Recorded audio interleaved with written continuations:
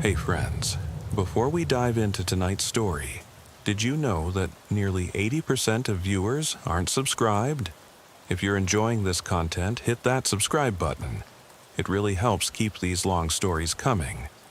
Also, for even more police horror stories, check out my new channel. The link's in the description and pinned comment. I'd love it if you stop by and subscribe. I'd love to hear from you. What time is it where you are and which city are you listening from tonight? Now, sit back, relax, and let's get into it. It was the 12th hour of the night shift, and I had dealt with countless empty calls and false alarms. Nothing this bad had ever happened before. When I turned onto Willow Creek Road, the patrol car's roof lights disappeared behind me. The road was difficult to see because of the corn stalks, which were taller than a person. The only sign of life was the flickering neon light of Bates's service station. There was no pump under the canopy, just a skeleton-like structure of brick and glass covered with wood from the inside out. Still, the charger was there, its engine running, the door ajar. I spoke into the microphone. Headquarters, Corporal Hale at the scene. No one in sight, checking inside. There was no response for a long time, then a chilling sound was heard. I swallowed hard and quickly got out. The gravel crunched under my feet, my heart racing. I struggled to turn on my flashlight and saw the rear mudguard of the rain-soaked Charger. I moved towards the driver's door. The hum of the engine was starting to make me nervous. Inside, there was the smell of cigarette smoke and stale sweat. The gear shift was in park, the cup holders were empty, and the phone charger was hanging from the console, but the phone wasn't visible. I called again, my voice was steady. "Central Hale, entrance clear, I'm looking for the driver." There was no response. I couldn't stand the smell any longer, so I quickly got out and closed the door. When I turned around, I noticed footprints on the ground. There were faint traces leading towards the side entrance of the station. I began to follow them slowly. The door in front of me was boarded up, with 2 pieces of wood nailed to plywood panels. I knelt down and examined a newer, oddly smooth-looking panel. I lifted it with gloved hands. With a creak, it came loose, revealing a window pane without glass. Inside, the air was thick with the stench of spilled oil, rust, and something else. Something like burnt toast gone sour. I shone the beam across the main room. An overturned desk, papers fluttering, a lone wrench glinting in the corner. The place looked hastily abandoned. On the dust-choked floor lay a single white glove, the kind traffic units wear directing traffic on highway detours. It was wet, coated in a dark smear I couldn't identify. The cuff read, M. Carter, P.D. I froze. Carter was my old academy partner. He'd left the force a year ago, moved back east after his divorce. I swallowed hard, pocketed the glove for evidence. Then the Charger's engine cut. The hush that followed felt wrong, like stepping from a crowded room into a tomb. Outside, headlights snapped on, bright enough to blind me through the window frame. They circled the building slowly, sweeping over broken windows and the sliver of my silhouette at the opening. I pressed back, heart pounding, staring at the dark glare beyond the boards. Whoever, or whatever, was out there had turned me into a target, bait in a trap I hadn't seen set. I keyed the mic again. "Dispatch." The crackle came first, long and drawn out, then a voice so soft I almost missed it. "Don't move, Hale." It wasn't static. It was an imitation of a dispatch call, low and familiar, but there was a rasp beneath it. A whisper threaded through every word. The voice sounded wrong, like someone had used my own patrol recordings to craft a mask. My legs went leaden. I pressed flat against the wall, listening to the rain echo. My cell phone, tucked in my breast pocket, felt like a lifeline. I dialed no signal. The Charger's engine shut off. Darkness collapsed. Then the footsteps. Soft gravel crunching right outside the door I'd just pried open. Each step came slower now, deliberate, as though the person walking wanted to savor the fear. I edged away, careful not to disturb the papers fluttering on the floor. My breath hitched. A shape passed across the doorway. A long shadow cast by those headlights warped through the broken frame. I held my breath, hand hovering near my sidearm, thinking of that glove and the name stitched inside. Carter. Was he back? But no, Carter wouldn't. He wouldn't have left without a word. Something was using Carter's name now, Carter's gear as a lure. The shadow stopped. Maybe 2 feet from where I crouched, a voice rasped again through a crack in the boards. You remember Willow Creek. My skin crawled. How could it know that? What I remembered? April 22nd, 13 years ago, when I responded to a missing child call on this very road. I thought I'd buried it, tucked away behind promotions and certifications. But here it was, dredged up like a rusted hook snagging my gut. The whisper continued, lower now. You left her. My pulse thundered. Lily Cartwright, 8 years old, wandered off the trail in those woods, vanished. I was the first on scene. I stayed until dawn, calling her name, found only blood-spotted leaves. I could still taste that failure. I thought I'd run far, from it. Back east, then back home. But that night in that boarded station, I realized I never outran Willow Creek. Rain drummed harder. The Charger's headlights flickered once, then died. Complete blackness. I ducked through the hole I'd made, slammed the board back in place, and pressed my back against the wall. My recorder lay in my coat pocket, its red light still on. I fought the urge to grab it, wanted proof, until the whisper came one last time. She's still here. Then silence, the kind of silence that screams. My radio lay in the station's corner, unused but never truly dead. I crawled over to it, fingers brushing the mic. I keyed it off reflex. Dispatch, priority traffic. Nothing, no static, no crackle. The system was dead, silent as the grave. I kicked the unit and it didn't react. Then a tap on the glass behind me. Soft, insistent. I spun, flashlight up, and caught a glint of something pale, like a child's shoe, just beyond the broken window. The beam passed over it, revealing a small sneaker half buried in the mud. Damp, fresh mud. Next to it, tiny footprints leading away into the cornfield. Wet sock prints, just like the ones beside the Charger.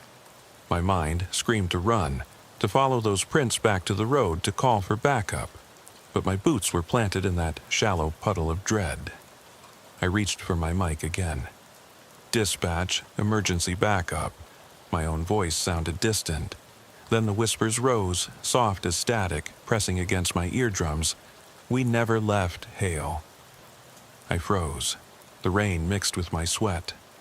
The baying of a distant dog, maybe a coyote, echoed from somewhere down the road. I looked at the glove in my hand and remembered Carter's name. Carter, who'd always said the radio was our lifeline. That night, my lifeline turned against me. And now I was alone in the dark, wondering whether I would ever make it out. My recorder clicked off in my pocket. I rose, spine rigid, every nerve screaming. I had to decide. Chase the prints and risk whatever waited in those fields, or get back in the cruiser and hope the radio came back to life before the night swallowed me whole. I took a breath, grabbed the flashlight in one hand, the glove in the other, and stepped into the corn.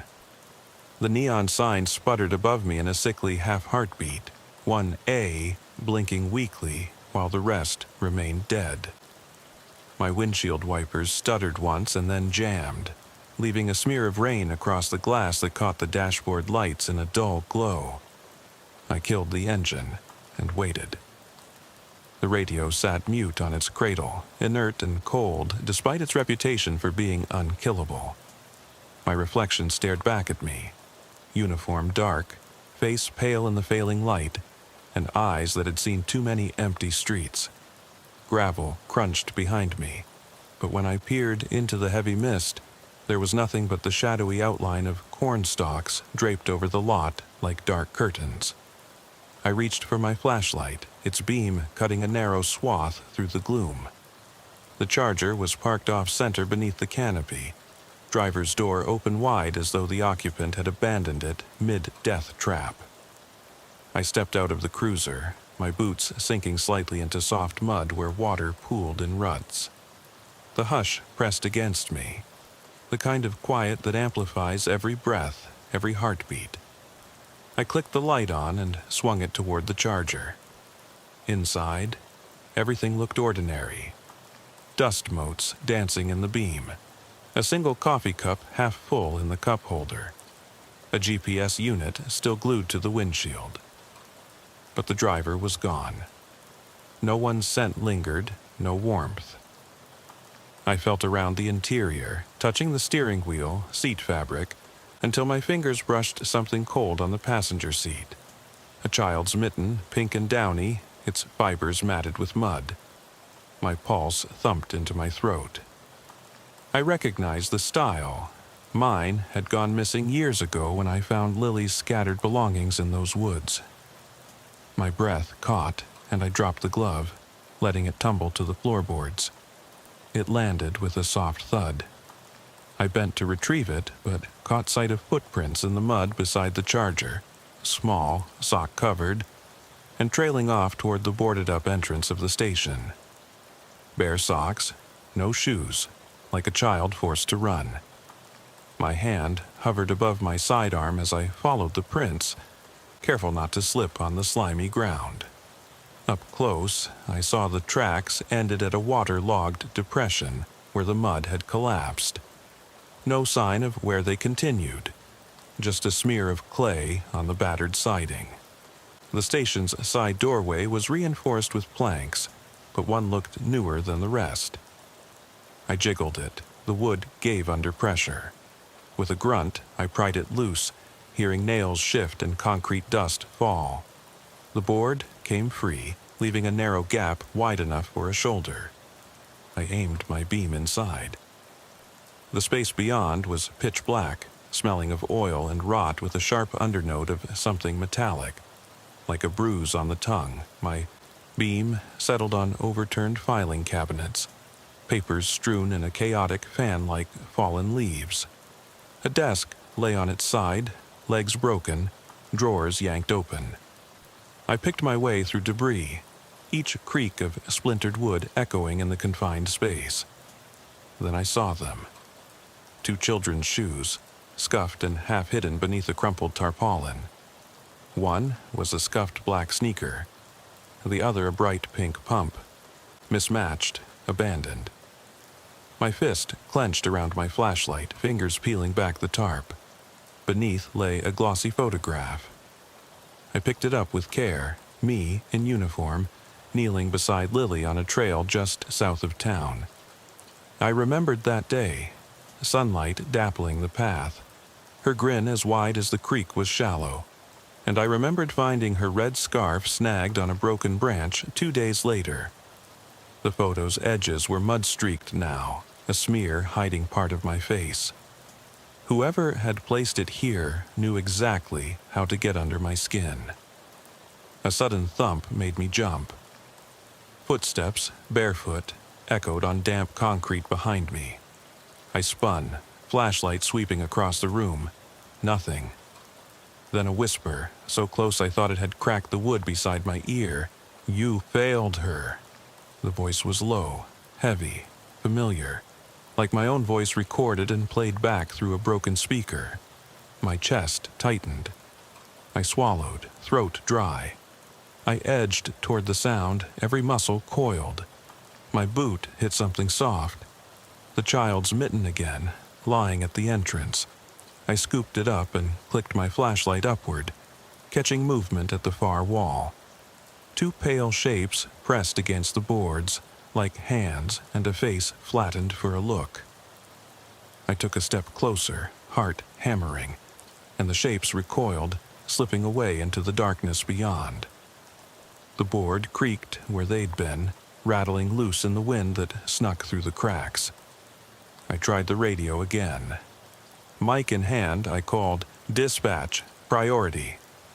I'm inside the service station. Suspect or suspects, unknown number. Possible juveniles, send backup." No response. Static had never betrayed me before. My cheek pressed against the coarse metal of the unit. Dead. For the first time in 20 years, it had betrayed me.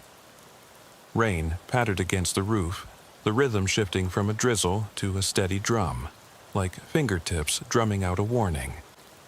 I glanced at my watch, 2:23 a.m. Minutes into silence felt like hours on this shift. My boots squelched as I stepped back into the main room, eyes searching. I wanted to shout, to demand someone answer, but the air was too still, too waiting. Instead, I moved deeper, using the wall as my guide. My grip on the pink mitten tightened. I could feel the threads rubbing through my glove. At the back of the station, another doorway led into what used to be a small office.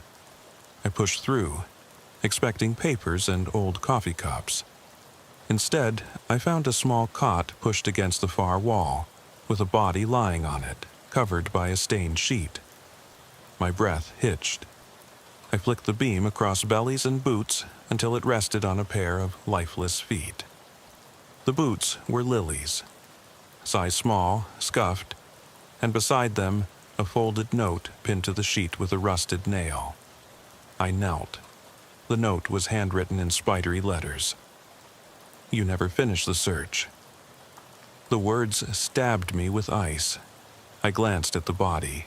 No face, just the sheet draped to suggest small shoulders, a child's frame. My hand shook so badly I could barely lift the sheet's edge. A mirror mounted on the far wall caught my reflection. Pale face, uniform smeared with mud, eyes wide.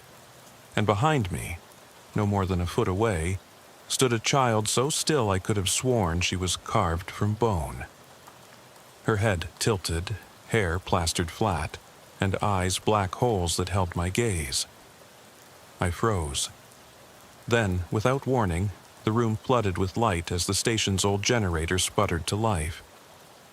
Bulb by bulb, dusty fixtures flickered until the room was bathed in a harsh, buzzing glow. The child was gone. Just an empty cot, the note, and me staring at my own reflection in the mirror. My radio sprang to life, a crackle of static cutting through the hum. I grabbed the mic. "Dispatch, do you copy? I need immediate extraction." The line went dead again, leaving only the low hum of the lights and the distant roar of thunder. I backed away, handing the note to my free hand. "You never finished the search," I murmured, voice echoing. "What the hell does that mean?" A scraping sound came from somewhere above me, like nails dragging across wood. I aimed my flashlight up at the ceiling, catching a long braid of dark hair trudged across the rafters, then falling behind an old access hatch. My heart slammed. I reached for my sidearm, every instinct screaming to get out. As I turned toward the door, the note slipped from my fingers and floated to the floor. I heard a small whimper behind me, soft enough that I thought I'd imagined it. But when I glared back at the cot, the sheet was moving, rising, like a hand pushing, through water. A small fist emerged, pale as bone, followed by an arm that clutched at the edge of the sheet. I took a step back. The generator's lights flickered again, casting the room into an uneasy half-light. In that wavering glow, I saw the silhouette of a little girl climbing off the cot. Her movements slow, deliberate, She paused at the foot of the bed, head cocked as if listening to something I couldn't hear. My finger hovered on the trigger. I realized I was bleeding, tapped my chest and felt warmth. I didn't remember being shot. My legs buckled, pain spreading through my abdomen. I stumbled, and the girl turned her empty gaze toward me. She smiled, then the lights went out. Total darkness, snapping shut like the lid of a coffin. The thunder rolled close, shaking the walls. In the black, I heard the girl's voice whisper, clearer than ever. "You left me." My knees gave out. I hit the concrete floor with a thud, the shock of cold seeping into my bones. Rainwater dripped through a crack in the roof, forming a small pool around my head. I clawed at the ground, reaching for something to anchor me. Anything. The girl's laugh rang out, soft and hollow. A lullaby sung by someone who'd lost her way. And then, silence. Not the peaceful nighttime hush, but a void so complete it screamed. I lay there, every breath a struggle, and wondered whether I'd ever wake from this nightmare. A single bulb flickered back on, low above the doorway. I saw the girl standing there, unmoving, her braid swinging once. She pointed at me with a tiny, skeletal finger and mouthed my name. "Sergeant Hale." The bulb died. Darkness swallowed the station once more, leaving only my ragged breathing and the steady drip of water. I realized then that the storm outside had passed.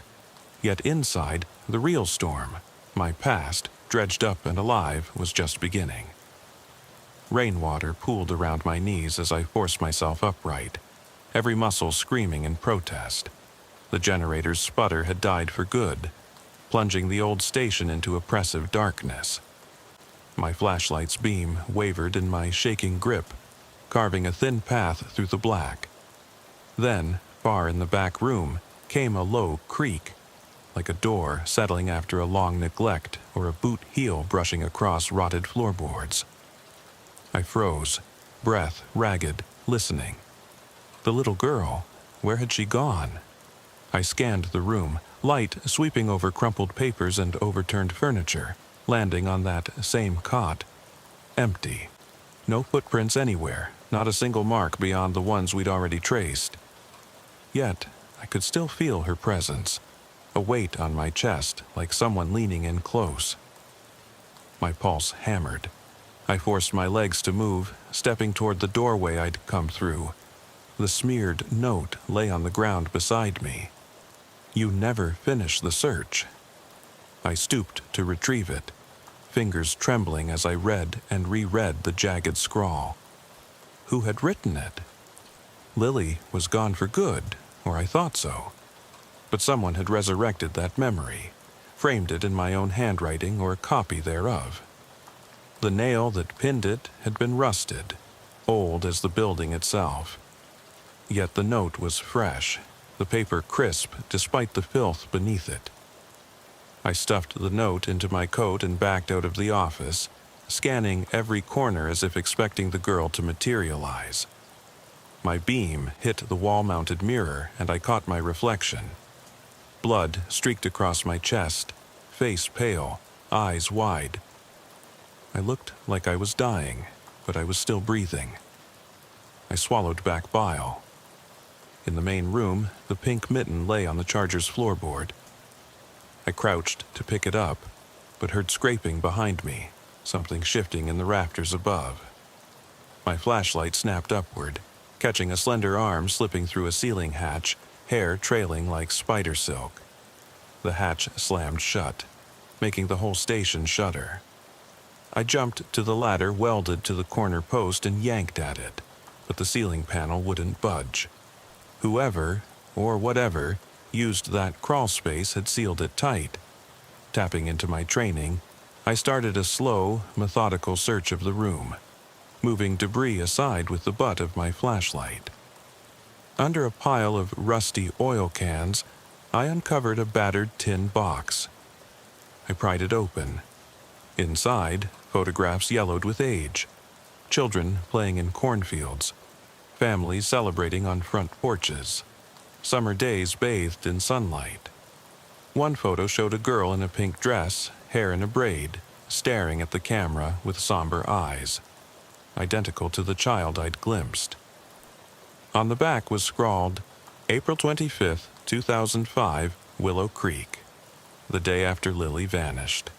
My chest tightened. This girl had washed through these same fields, been here a long time. I flipped through the stack. The next photo showed a little boy in socks only, sitting on the floor of this very station, eyes wide as if terrified. No shoes. On the back, June 3rd, 2008. And another, September 17th, 2010, same place, no name. Each time, the photos were dated months or years apart, yet showed the same battered building, like I was seeing ghosts pocketing moments in these walls, echoes of children who'd come here only to disappear. A cold dread slithered through me. These weren't random snapshots. They were records. Records of children who'd entered this service station and never left. I pocketed the box, stepping back as thunder shook the roof. Then I heard it, the whir of an engine. Not the Charger's, something louder, torqued, aggressive. It roared to life outside, blazing the windows with white light. I snapped off my flashlight, plunging into total black, and sprinted toward the front exit. In the driver's seat, the Charger glowed angrily, door shut tight. Through the windshield, I saw tire tracks carving fresh ruts in the mud, leading east toward the cornfields. I dove behind the cruiser door, pressing my back against the cold metal. The engine died. Silence. Then the radio crackled one last time. A voice so distorted it rattled my teeth, half static, half human. "Hale, come find us." My lungs seized. I keyed the mic in a panic. "Dispatch, send units, code 3, Willow Creek Road, possible kidnappings." The static swallowed my plea. No radio, no cell. Only that hushed whisper echoing through the station, causing the hairs on my neck to spike. "Find us, find us." It felt like a chorus, as though dozens of hushed tones were layered beneath the one I heard. My sidearm felt heavy in my right hand. I forced myself to exhale, vision tunneling. I peered around the cruise door and saw footprints. Mine, and beyond them, deeper into the corn, converging, as though a small crowd had marched away. I climbed into the driver's seat, heart hammering, hands gripping the wheel. "I'm going after you," I muttered, voice low. I flicked on the headlights, low beam, and turned the key. The Charger sputtered but refused.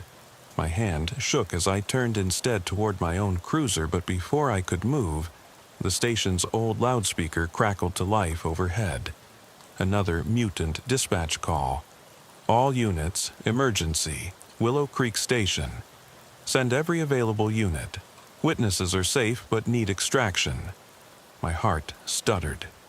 That voice was mine, my tone, my cadence recorded and played back. But I'd said no such call. No one was ever safe here. I sprang from the car and ran to the station door, kicking it open. My boots sank into mud inside. I flicked on my flashlight and raced to the front counter where the old telephone still sat with a thick layer of dust. I lifted the receiver. It clicked, a dial tone. My pulse thundered. I dropped the phone as static buzzed in my ear. Instinct drove me outside. I splashed through the mud, flashlight trailing as I plunged into the cornfield. The stalks towered above me, turning my beam into blades of gold and shadow. I followed the prints, stumbling, clawing at corn husks, roots tangling at my boots. My head pounded in time with the thunder that rolled across distant hills. Then I saw a flash. 2 points of light blinking in sequence ahead. Flashlight beams? Someone's torch? My throat seized. I slowed, breathing ragged. The lights zigzagged between the rows, drawing me forward, beckoning. I called out, barely above a whisper, "Hello? Lily? Is that you?" Only my echo answered, swallowed by wet cornstalks. My boot caught a gnarled root and I pitched forward, arm brushing damp earth. I snapped my beam upward and caught something etched into the soil. Words carved in fuzzy moss creeping over a fallen log. "Did you forget me?" My breath caught. Something clicked in the back of my mind. An image, a detail half remembered. I stared at those letters, heart pounding, erupted in the moss, green over gray wood. How long had that message lain there? Months? Years? Waiting. A deep rustle came from my left. I spun, light swinging, and stumbled into something solid, an old rusted bicycle frame tangled in weeds. It was a child's bike, now skeletal, missing wheels and chain, handlebars crooked. I dropped my flashlight to inspect. The seat was intact, white leather cracked with age, floral stickers peeling away. I untangled the frame and saw initials scratched into the seat post.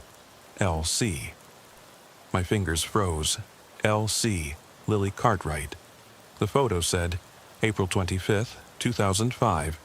Lily was here, somewhere in this field, not gone, just hidden.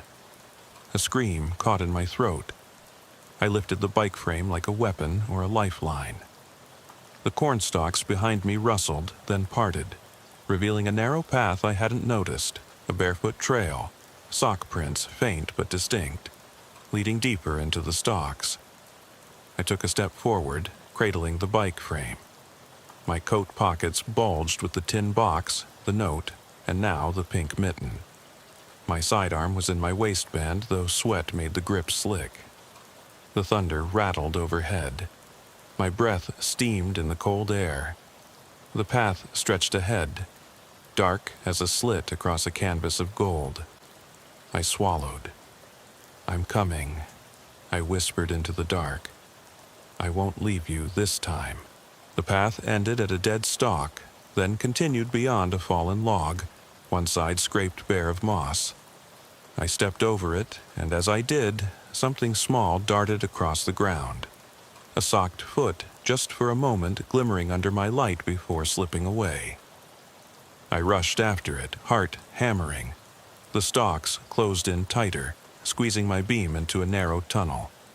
Every rustle sounded like footsteps, every shift in shadow a figure. My skin prickled, heat rising in my chest.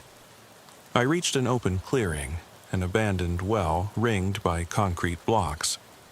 The well's mouth was open, dark as a yawning mouth. Moss and algae climbed its sides. The words on the blocks were nearly obscured, but I brushed the grime away to read L.C. My heart nearly stopped. Lily's initials carved into this well, this pit of fear. A chill seized me as I realized the well had been here long before the station was built. A relic, a dumping hole, a hiding place. I peered down, flashlight beam vanishing into the black pit. Cold air rose from it, carrying the scent of damp earth and something faint. Lilies? Or something rotting? My legs trembled. I knelt at the edge, fingers brushing the concrete. I slid my flashlight under my arm, fumbled for a rock and tapped it against the rim. The metallic echo bounced back up, stretched into eternity. The beam flickered as the stone's thud died away. No splash, no echo, no sign of water, just a void. I unshouldered the bike frame. "Lily," I whispered, voice hoarse. "If you're in there, tell me." The wind stirred the cornstalks, and for a moment, I thought I heard laughter, soft, childlike, then the echo of a sob, distant and hollow. My sidearm felt heavy again.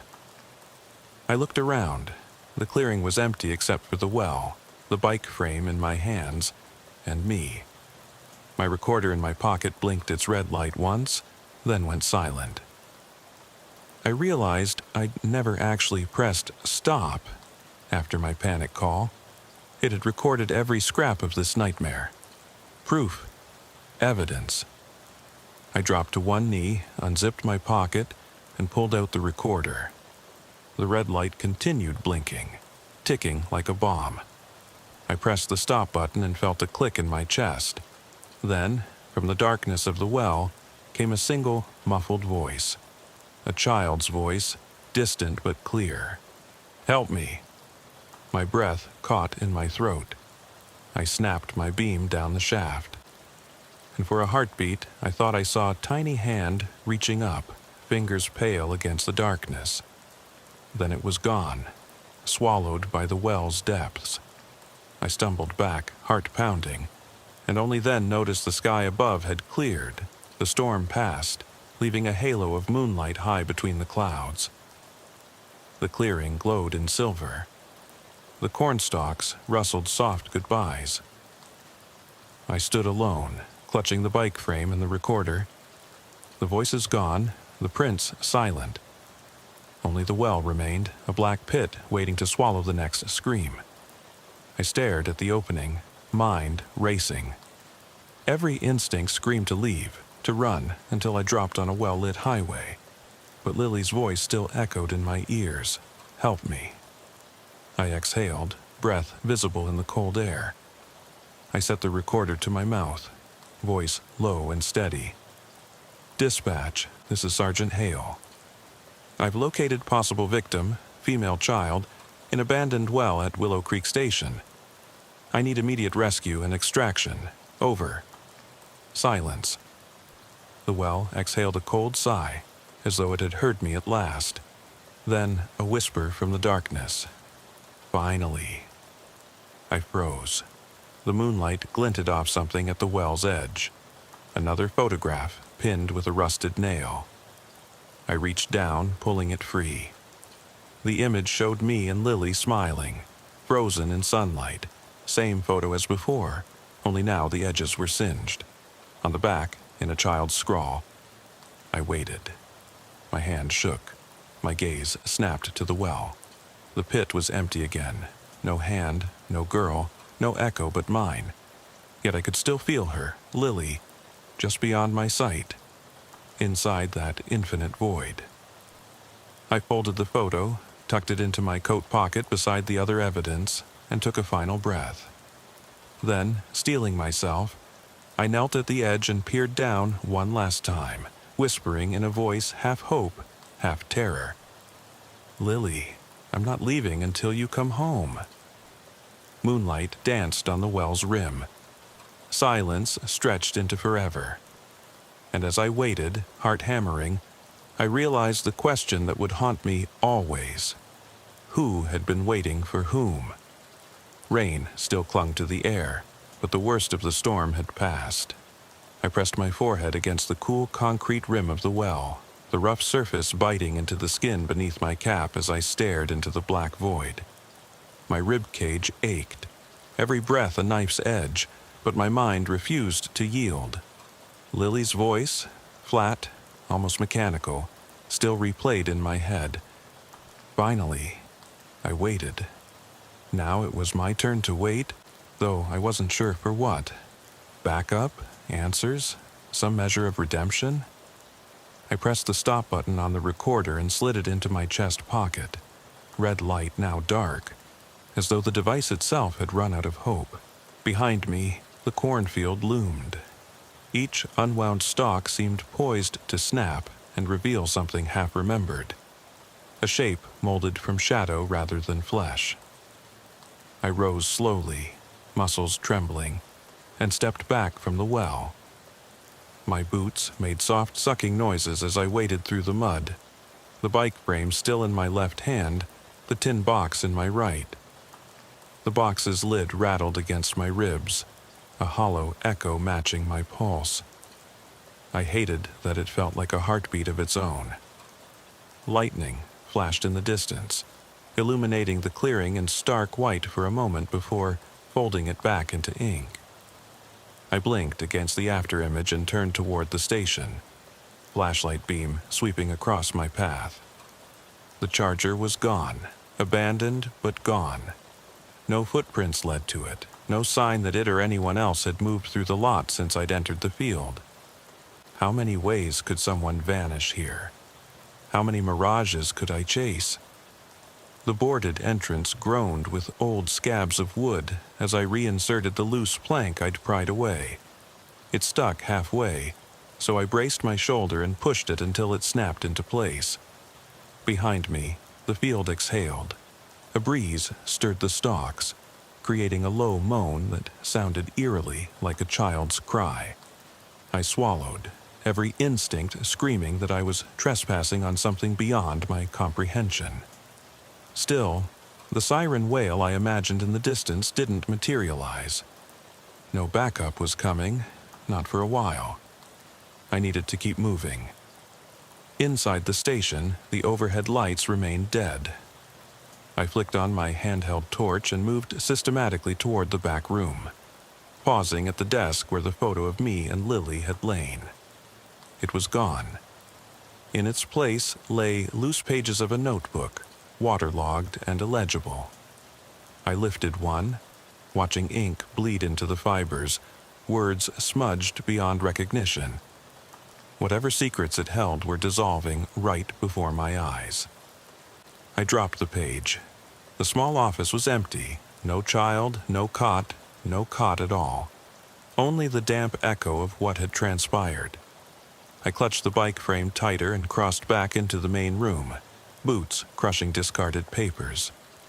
In the far corner, behind a stack of empty oil cans, rested my cruiser's front tire, distinctive tread marks in the mud leading to the station's doorway. I followed them, dragging the torch to illuminate the path. At the door, I paused. The lieutenant's voice would be waiting on the other end of a secure line. But that line had gone silent long ago. I clicked off the flashlight and sat on the edge of the driver's seat, breathing in the oily tang of the cab. My sidearm lay on the seat next to me, heavy as guilt. I stared at the missing child's mitten in my palm, its pink fibers matted with clay. Lily's. How many years had it taken for someone, or something, to bring the past into the present like this? I pressed my palm against the fabric, tracing the faint bit of her handprint embedded in the wool. I closed my eyes and remembered her laugh, bright as sunlight on water before the creek claimed her. The radio crackled again, static, then a moment of silence, then my own voice. "Hail to dispatch. Priority rescue. Coordinates incoming." It cut off mid-word. Static filled the speaker, almost cadenced like a heartbeat.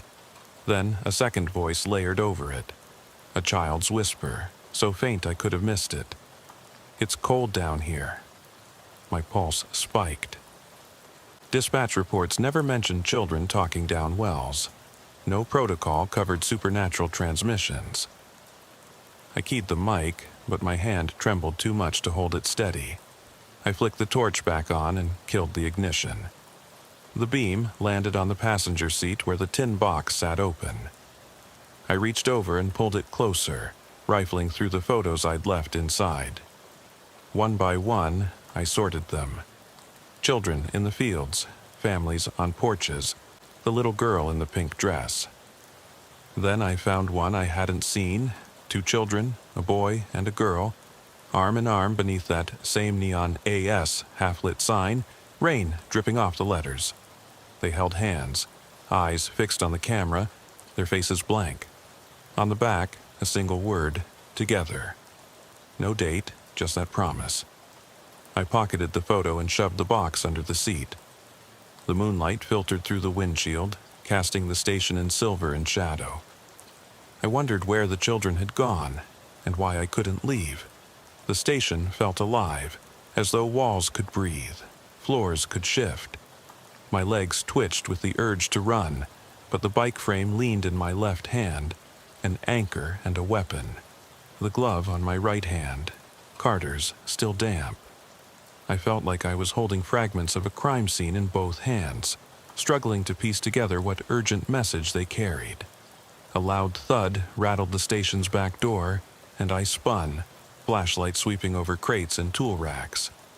The Charger's door had swung shut by itself, though the driver's side lock remained undone. No locks clicked, no engine rumbled, just the soft echo of a panel falling against the hull. I gripped my sidearm and rose, every muscle taut. I crossed the cab and pushed through into the dark. My flashlight lit the tool bench, the handgun I never removed, old coffee cups on a shelf. Then it hit me. A figure crouched in the corner, back to me. A boy, socked feet and thin frame, shoulders hunched, head bowed. He didn't flinch when I entered, just sat there, still as a mannequin, shirt caked in mud, arms draped across knees. "Hey," I said, voice low, "I've got you." The words felt hollow. I crouched in front of him. The boy lifted his head. His eyes were cavernous black pits, devoid of reflection. His mouth curved in a fragile smile. "You found me," he whispered. I swallowed, throat tight. "Who are you? What's your name?" He tilted his head, braid falling to one side, just like Lily's. "We didn't know you cared," he said, voice barely audible over the humming in my ears. "But you came." I blinked. The station's old intercom crackled overhead. A third voice, older this time, brittle and formal. "Sergeant Hale, the file. You're missing something." I recognized the tone. Dr. Webb, the engineer who investigated the original outage. How long had it been since I'd spoken to her? 6 years? 7? She was gone now, left the force after her health declined. But the voice crackled through the station like a recording on loop. I spun, searching for the source. No tape deck, no intercom speaker in sight. The voice disembodied me, a voice from the past pointing an accusing finger. "You overlooked the recordings," it said. "Listen again, they told you who we were." The boy's grin widened. He reached out a pale hand, pressing a finger to his lips. "Shh," he whispered, "time to listen."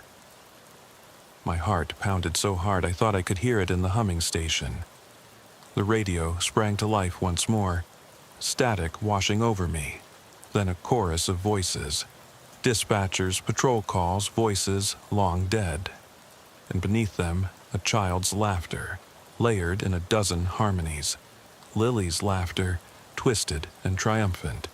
I stumbled back against the wall, wiping sweat from my brow. The voices roared, deafening, yet I felt I could understand them if I listened. They whispered details of unsolved cases, names of children who vanished, dates that didn't match. They spoke of a pattern, of an entity that fed on memory and recorded pain. And at the end of the cacophony came a single phrase, clear and cold. "We are their echoes." The boy stood, stepping toward me. His braided hair glittered in the beam. "We never left," he said.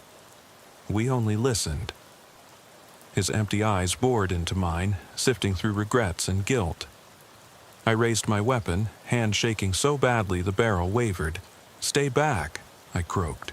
He stopped, cocking his head. "You came, you remembered." I swallowed. The voices faded, but the humming stayed. The station seemed to pulse with life, as though walls had veins. The intercom crackled once more, reaching a final crescendo. "Hale, forgive us?" The boy's smile crumbled. He looked older, gaunt, as if 12 years of waiting had hollowed him out. His gaze turned skyward toward the broken skylight. I followed his eyes. Outside, clouds had parted, revealing a harvest moon so pale it seemed spectral. It cast the station in an otherworldly glow, illuminating every dust mote in the air. The boy reached out and I saw tears, tiny rivulets of mud and water, tracing down his cheeks. "Help me," he whispered. "Bring them back." Behind me, I heard shuffling. Footsteps emerging from the station's corners, dozens of them. Barefoot prints pressed into the dirt floor, advancing, encircling me. The air grew cold, pressure building in my ears. My sidearm felt as though it weighed a ton. The bike frame slipped from my grasp and clattered against the floor. In that moment, I realized I'd never been alone in this place. It had always been full. I took a trembling step backward. The boy reached out again, voice soft but urgent. "We need you." I swallowed, vision blurring. The voices swelled once more, overlapping in a final chorus of sorrow and accusation. Lily's laughter rang clear as a bell. Then silence. A vacuum that sucked every sound into itself.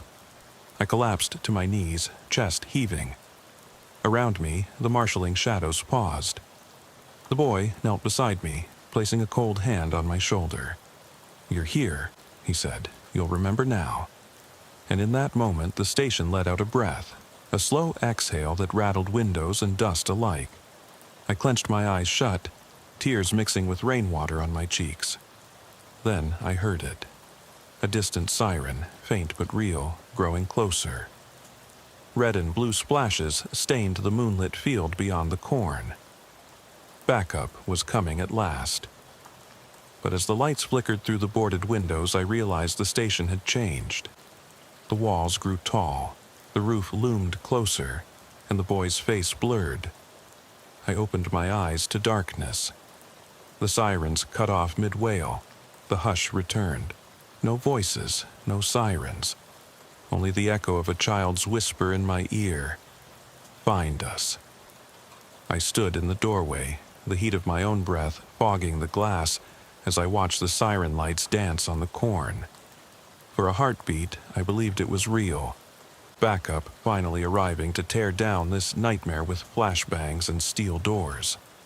Then the lights winked out, as though someone had swept them from the sky.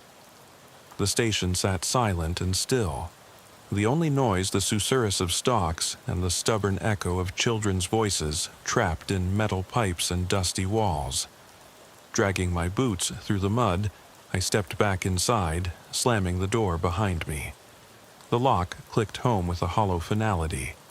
In the dim beam of my flashlight, the walls of the station seemed to bend inward, as though the building were breathing, its ribs creaking. The echo of that last whisper, "Find us," hung in the air like a vow. I had no choice but to try. My flashlight illuminated footprints again. Bare, socked feet imprinting in the damp floor. They led past the overturned desk, beyond the oil can tower, and into the back office where the cot once lay. Now, nothing remained but a scorched patch of linoleum, as if the bed itself had been vaporized. The note, "You never finished the search," had vanished along with everything else. It was like the station had swallowed proof of its crimes, regurgitating only fragments of memory for me to clutch.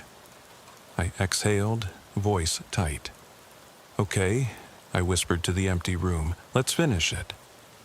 I crouched and scooped up a scrap of paper half buried beneath debris. Ink had pooled into illegible blots, but I traced the darker strokes that looked like letters, L-I-L-Y.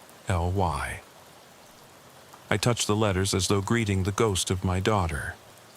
The ground trembled beneath me, so slight I almost missed it. A low hum rose in the walls, as though machinery hidden in the station's bones had awakened. I stood and followed the hum to a service panel beside the main breaker box. The cover hung open, wires spilling like entrails. One cable, thick, insulated in faded green, was severed, its copper heart exposed. I flipped it with my finger. A spark jumped, and for an instant the station was alive. Lights flickered, then died. In the brief blaze I saw them, dozens of children, faces pale, hollow-eyed, standing in the corners, pressed against the walls. They didn't move, didn't breathe. They were watching me, their blank stares accusing. My breath caught. I leapt back, tripping over a tool chest, flashlight rolling away. The beam skittered across the floor, illuminating an oil stain that spread like a black puddle.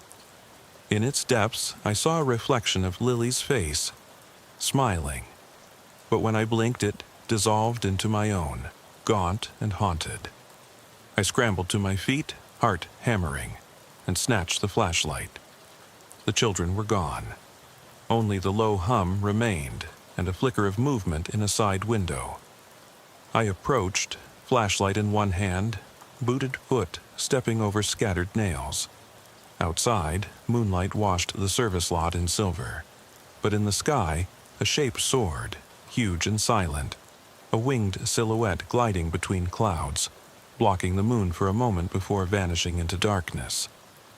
I blinked. Bats, maybe, or doves painted black. But the station's walls rattled, as though the flutter of wings had brushed them. My sidearm felt useless in my hand. I needed answers. I raced to the office desk. Its top splintered where someone had bashed through, and found a drawer still intact. I yanked it open. Inside lay a bundle of aged notebooks, emergency logs, incident reports, bulletins that predated my tenure. I flipped pages, scanning entries with soaked eyes.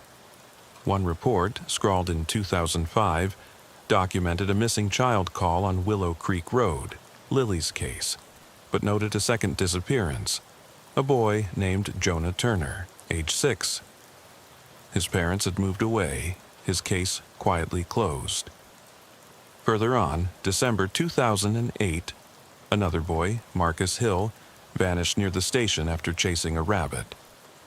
And in June 2010, twin sisters, Amy and Erica Nash, reported missing by a trucker finding a lone toddler's sock on the tracks behind Bates's station.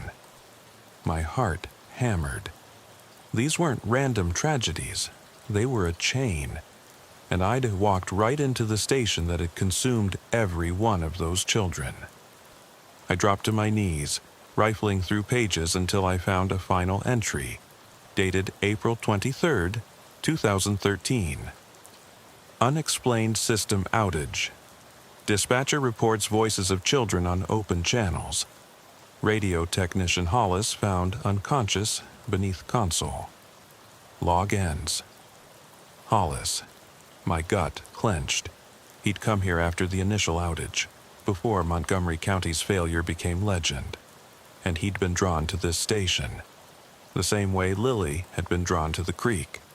Flashlights clicked on behind me, first one, then another, accompanied by voices calling, "Sergeant Hale, are you inside?"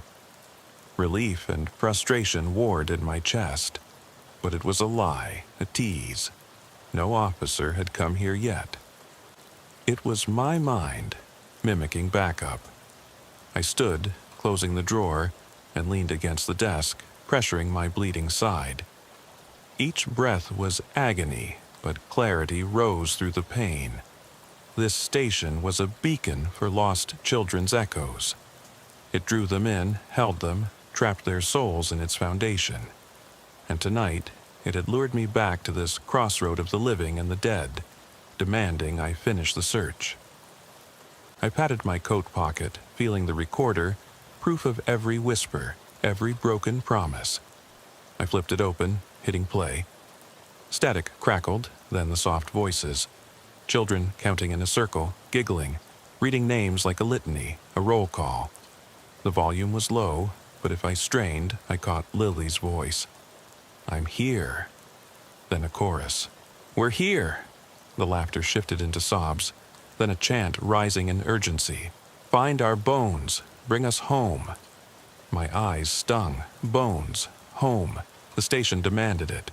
My recorder's battery might die, but the memory of those voices would not. I clicked stop and dropped it into my palm. Then I turned to the back wall where the service hatch had been sealed. Kneeling, I pressed my ear to the seam. Beyond, a hollow space pumped with muffled breathing and the soft tap-tap of small feet pacing. The concrete vibrated beneath my cheek. I stood and retrieved the pink mitten from my belt, clutching it as I pressed my shoulder into the hatch. My boot heel found a loose bracket. With a grunt, I pried the panel free. Handles of a ladder revealed themselves, a vertical shaft crawling into darkness. The smell hit me first. Damp earth, rot, and a faint sweetness like flowers pressed too long in a Bible. I swallowed bile. I flicked on my flashlight and peered down into the crawl space. The ladder rungs vanished into black. From below came that steady breathing, too measured to be one child, too chaotic to be a single person. I called down, voice shaking. "Lily? Jonas? Anyone, I'm coming." The breathing paused, then came a single word, echoed as if spoken through a tunnel of stone. "Now." My heart froze. I secured one hand on the ladder and began my descent, each rung a pop in the silence. The walls were damp, moss-covered, slick. Water dripped from above, forming rivulets that ran down my coat. My flashlight beam revealed handprints pressed in the mud, small, tiny palms trailing behind me, as though a line of children had climbed up this ladder into the station. Now they waited for me to climb down. Halfway, the beam fell on a rusted cartwheel embedded in the mud, a makeshift pulley. A frayed rope coiled around it, leading further down. The rope had fresh wear, too clean for rust, as though in constant rotation. My pulse hammered. Whoever, or whatever, used this path had set a trap. The ladder ended at a ledge of cracked stone, and beyond that, I saw a narrow tunnel carved into the earth, sloping downward. I took a breath and dropped to the ledge, boots sinking ankle-deep into a silt of earth and bone fragments. A flash of white caught my beam. Part of a skull, half covered in clay, resting beside a child-sized sneaker sole. I swallowed hard, stomach lurching. These were the remains of children: Jonas, Marcus, Amy, Erica, and Lily.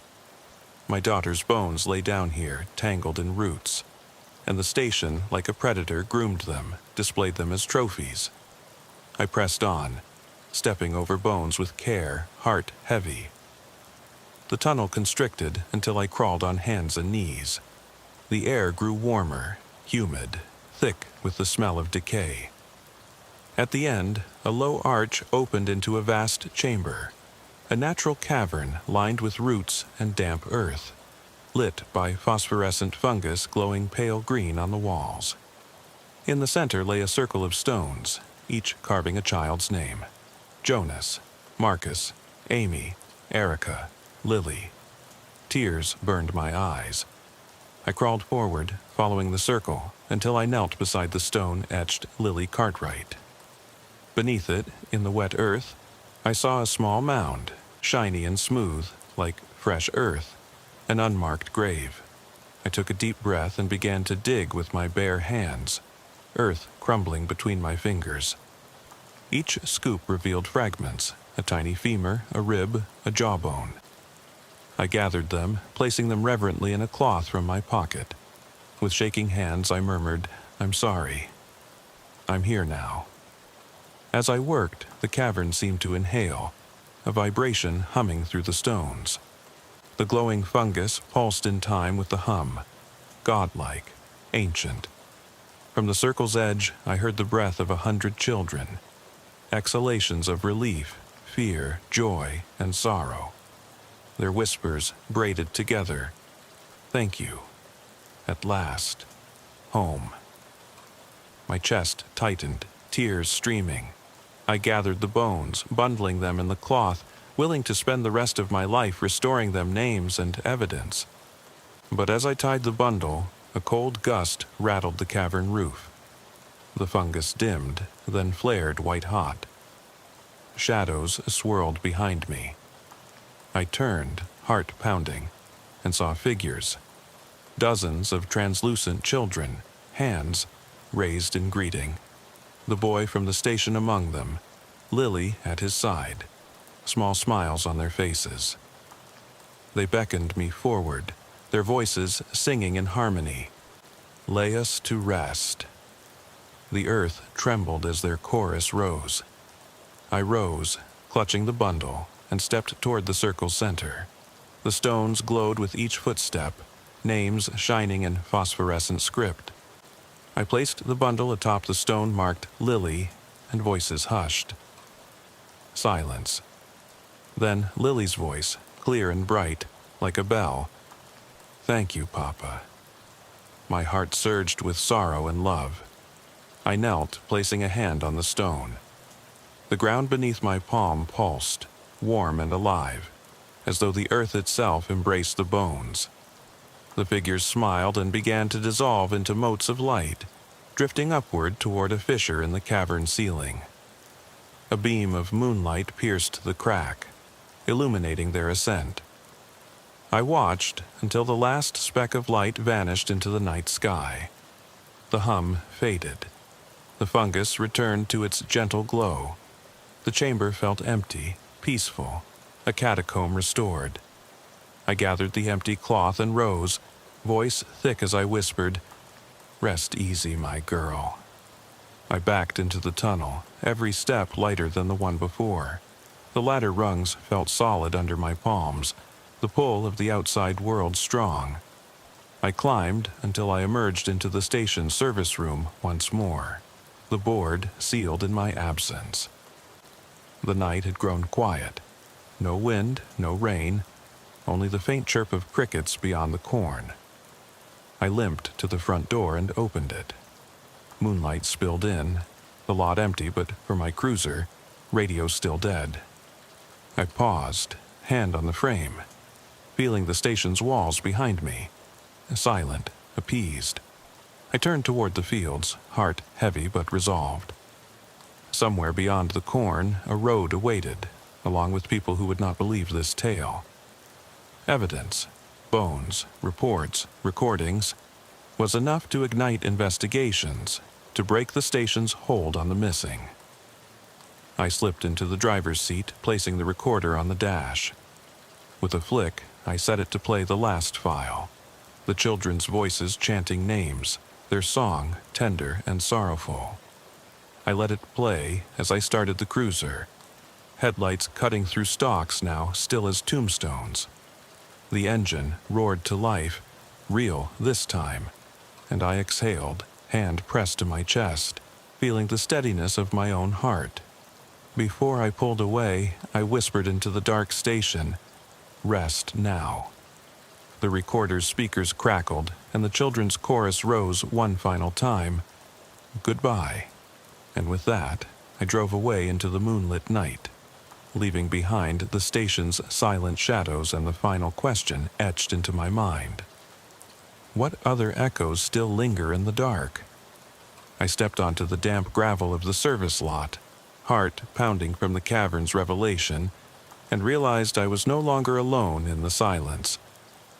The moon hung low, drifting behind a ragged veil of cloud, its pale light casting shifting shadows among the cornstalks. My cruiser's engine idled as if impatient, its dim glow pooling on the cracked asphalt. I reached into my coat pocket and touched the recorder, still blinking its red light, and slipped it onto the passenger seat, careful not to disturb the children's final farewell etched into its last file. The night air felt charged, crackling with promise and lingering dread. My ribs protested as I flexed my torso, reminded of the pain I'd felt in that subterranean chamber. Yet beneath the ache lay something stronger, a determined calm. I had laid Lily and the others to rest, or so I believed, but the station remained, its silhouette a jagged scar against the horizon. It had surrendered its darkest secret, yet it still loomed, hungry for the next echo. I climbed into the driver's seat, the farm implements lining the lot, flickering in the half-light, alien shapes under the moon's uncertain gaze. For a moment, I considered returning to the cavern with more shovels or calling for forensic teams. Then I remembered. No one would believe the subterranean cathedral of human remains, and even if they did, who would dare enter that well without invitation? The station had drawn me down, as if I were one of its own restless spirits. It would not release its hold so easily. I closed the cruiser door and settled the rifle across my lap. an extra measure after all I'd seen. My flashlight rested between my legs, its beam catching the outline of the boarded entrance. Each plank looked like a rib in a carcass, failing, decaying. I turned the key in the ignition. The engine responded with a reluctant growl, and I eased forward. Tires crunched against the gravel edge, the headlights searching for the one thing I knew I must face before I left, the open well beneath the canopy. The charger was gone, replaced by a single oil spill that gleamed like an oil slick bruise on the ground. It was as though the anomalous vehicle had never existed, a phantom to lure me into the station's maw. I maneuvered closer, flashlight raised, and shone it onto the ground. No footprints, no tire tracks, just the oil stain and a single sock print. Sock fibers matted in the gravel, leading back into the cornstalks. I cut the engine and stepped out, boots sinking into the damp earth. My sides protested each breath, but my legs carried me forward. I knelt beside the well's concealed hatch, no longer sealed by board but by metal, a rusted plate bolted flush into the ground. Only one bolt remained intact. The others had sheared off in my final ascent, leaving the cover half dislodged. I slid my fingers under the rim, pried it open, and peered down into the abyss. The moonlight sliced through the opening, illuminating only the first 2 rungs of the ladder before plunging into darkness. I pressed my ear to the edge. Silence. The cavern's voice, the children's chant, had faded into memory. Yet somewhere below, I sensed that the station rested, breathing its last, waiting for me to return with witnesses. I exhaled, the vapor drifting upward like smoke. I let the cover fall back into place with a metal thud that echoed down the shaft. It was time to close the book on Willow Creek Station, at least for now.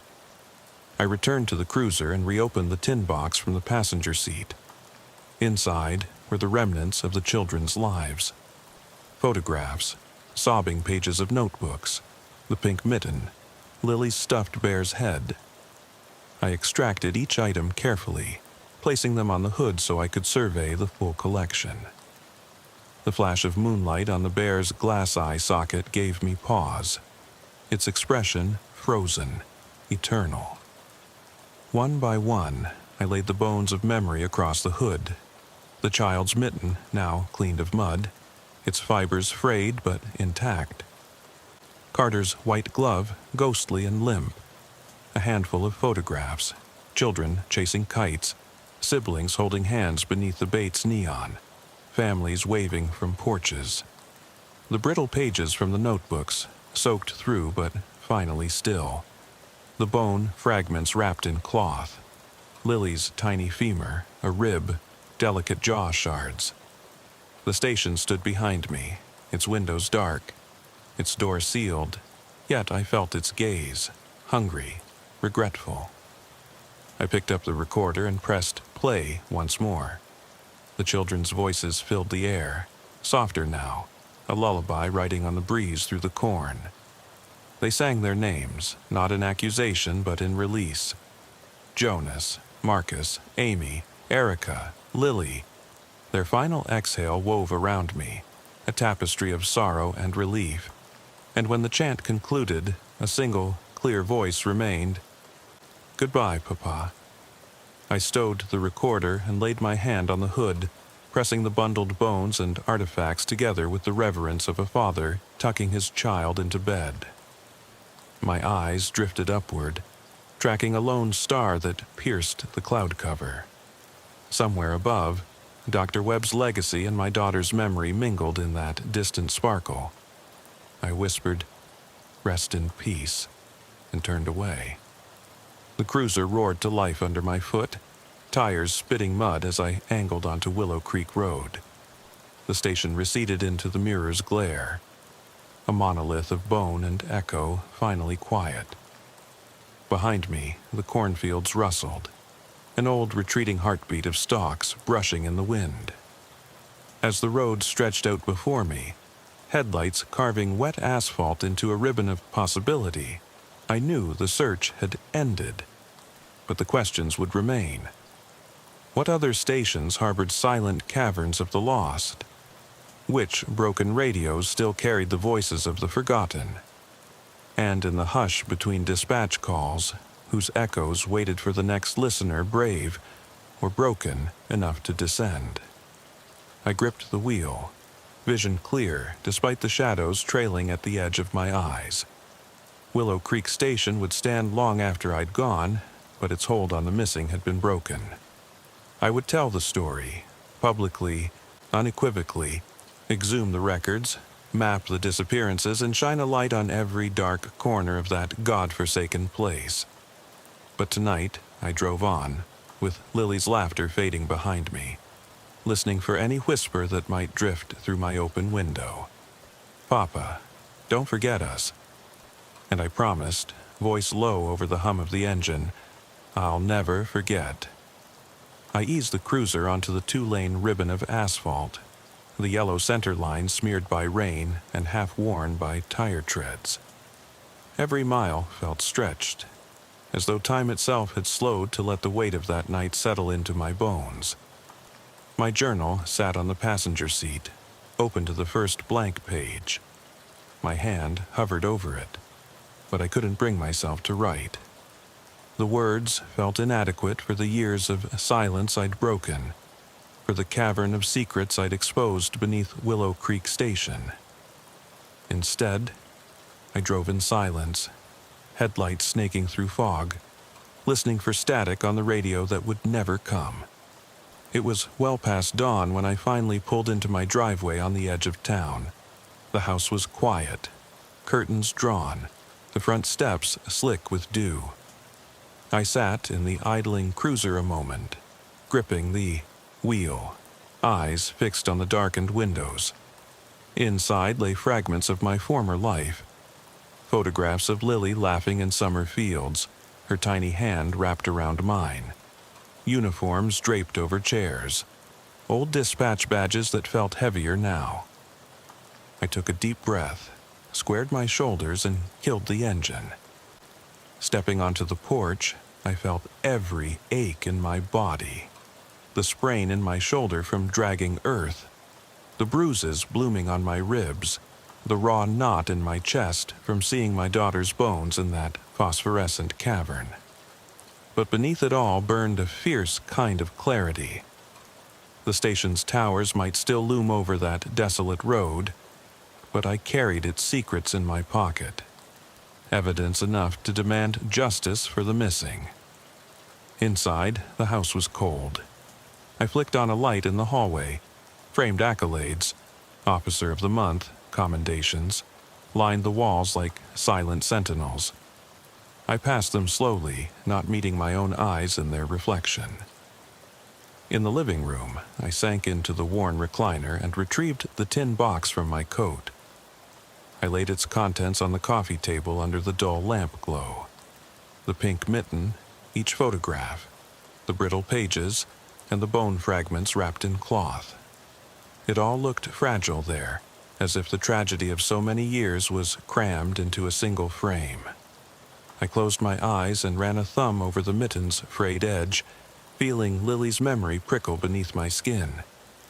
I opened my eyes to the recorder's blinking light.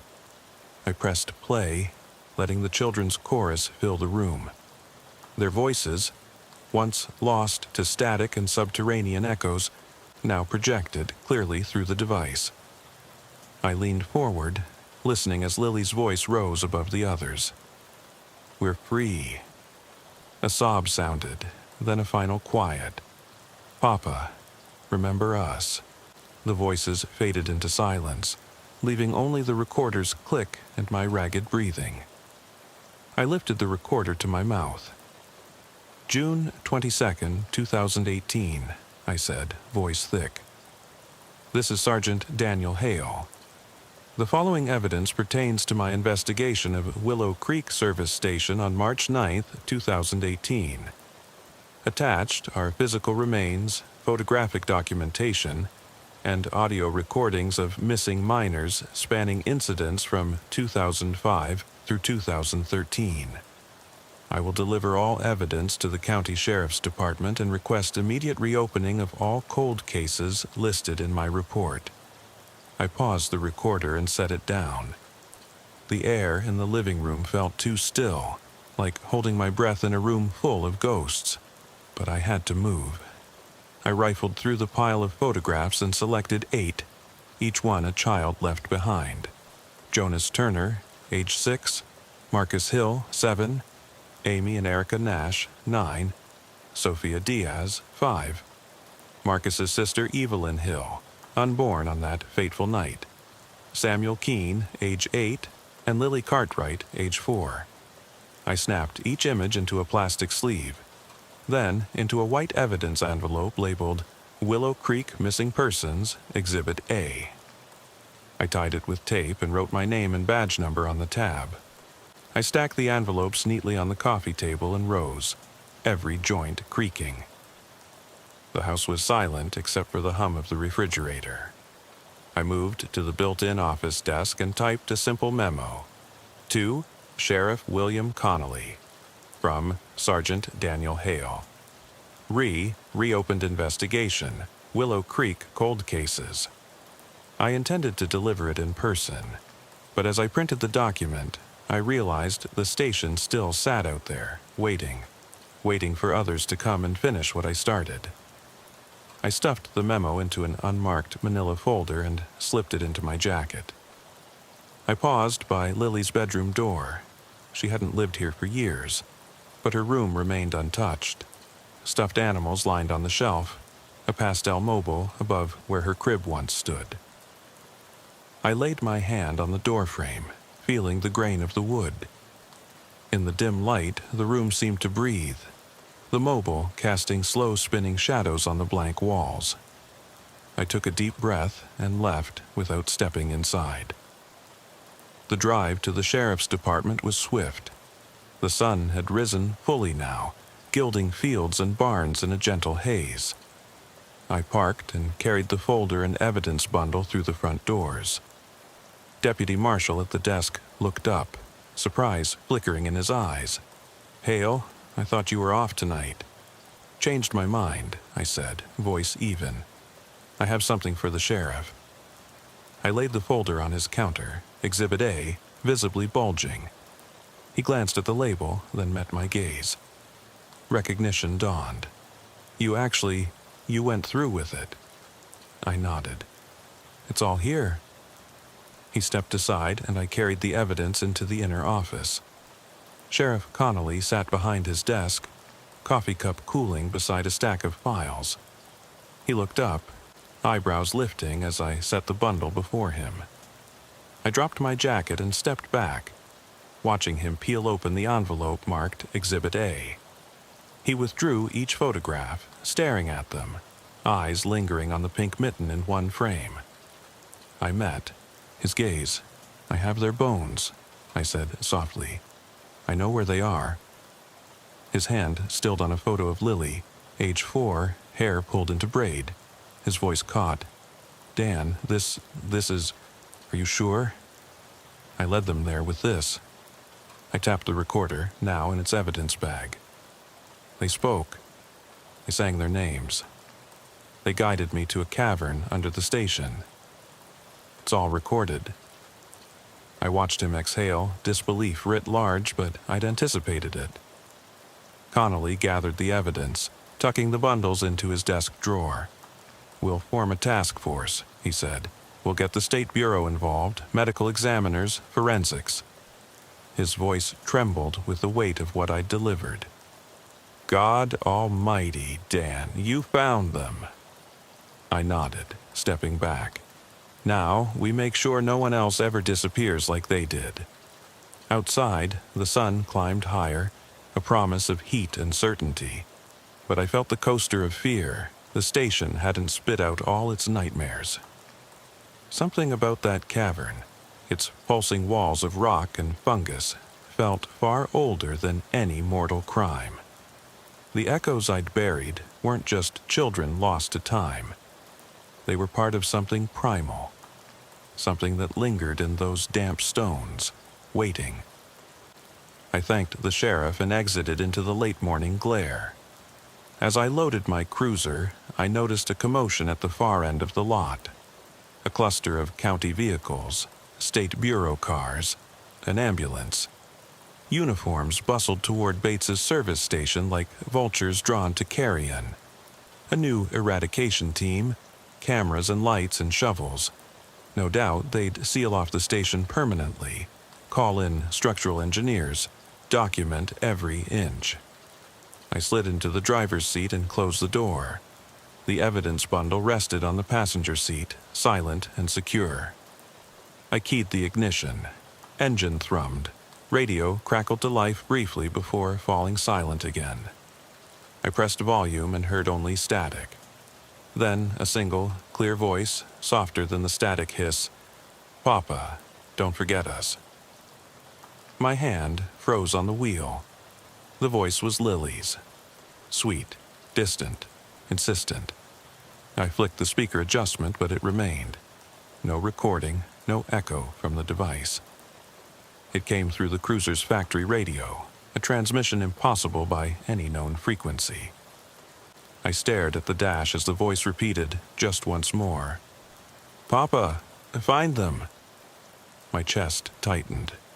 The medical teams, the State Bureau, they would fill body bags and box the station in concrete, call it a mass grave site, close the case with markers on a map. But in that moment I realized the station had not relinquished all its stories. It had given up the bones, but not the voices. They had expected me to bury them, and had fed me just enough to bury their bodies.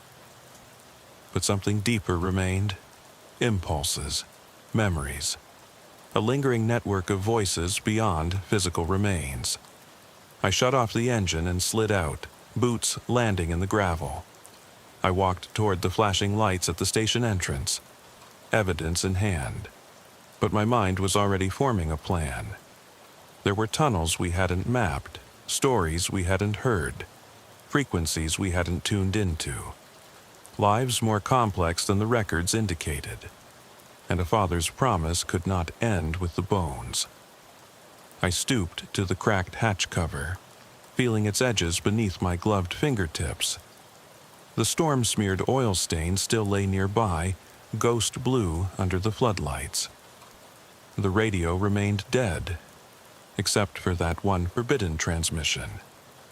I closed my eyes against the glare, hearing Lily's whisper echo off the walls of my skull. "Papa, find them." I straightened, slinging the evidence bundle over my shoulder. Somewhere beneath the boards, beyond the stench of fungus and earth, the station pulsed with restless life. Its call was no longer a trap, it was an invitation. I walked away, boots crunching on gravel, heart pounding with renewed purpose. The hunt wasn't over. The final question burned in my mind. Who, or what, still listens to the lost? I parked the cruiser just inside the county line, headlights cutting through the pre-dawn fog. The dashboard clock read 3:17, and the world outside felt paused, like I'd waded into a snapshot of stillness. My wet boots squeaked as I stepped onto the damp asphalt of Old Mill Road. I could hear the low hum of the rear defroster, the dead radio static, and my own breath coming out in ragged wisps. 14 years on this force had taught me what real silence sounded like. Not absence of noise, but the weighted hush that presses against your eardrums until you start hearing things that aren't there. The call had come in 20 minutes earlier. A stranded motorist reporting a child's scream echoing from the old Stanton farm. No address, no phone ping, just a trembling voice and a description. 2 headlights found abandoned by the side of the driveway, engines still warm. I flipped on the dome light, grabbed my flashlight, and closed the door. The instant I did, the headlights clipped my peripheral vision. Just 2 pinpoints of amber behind me, almost invisible through the fog.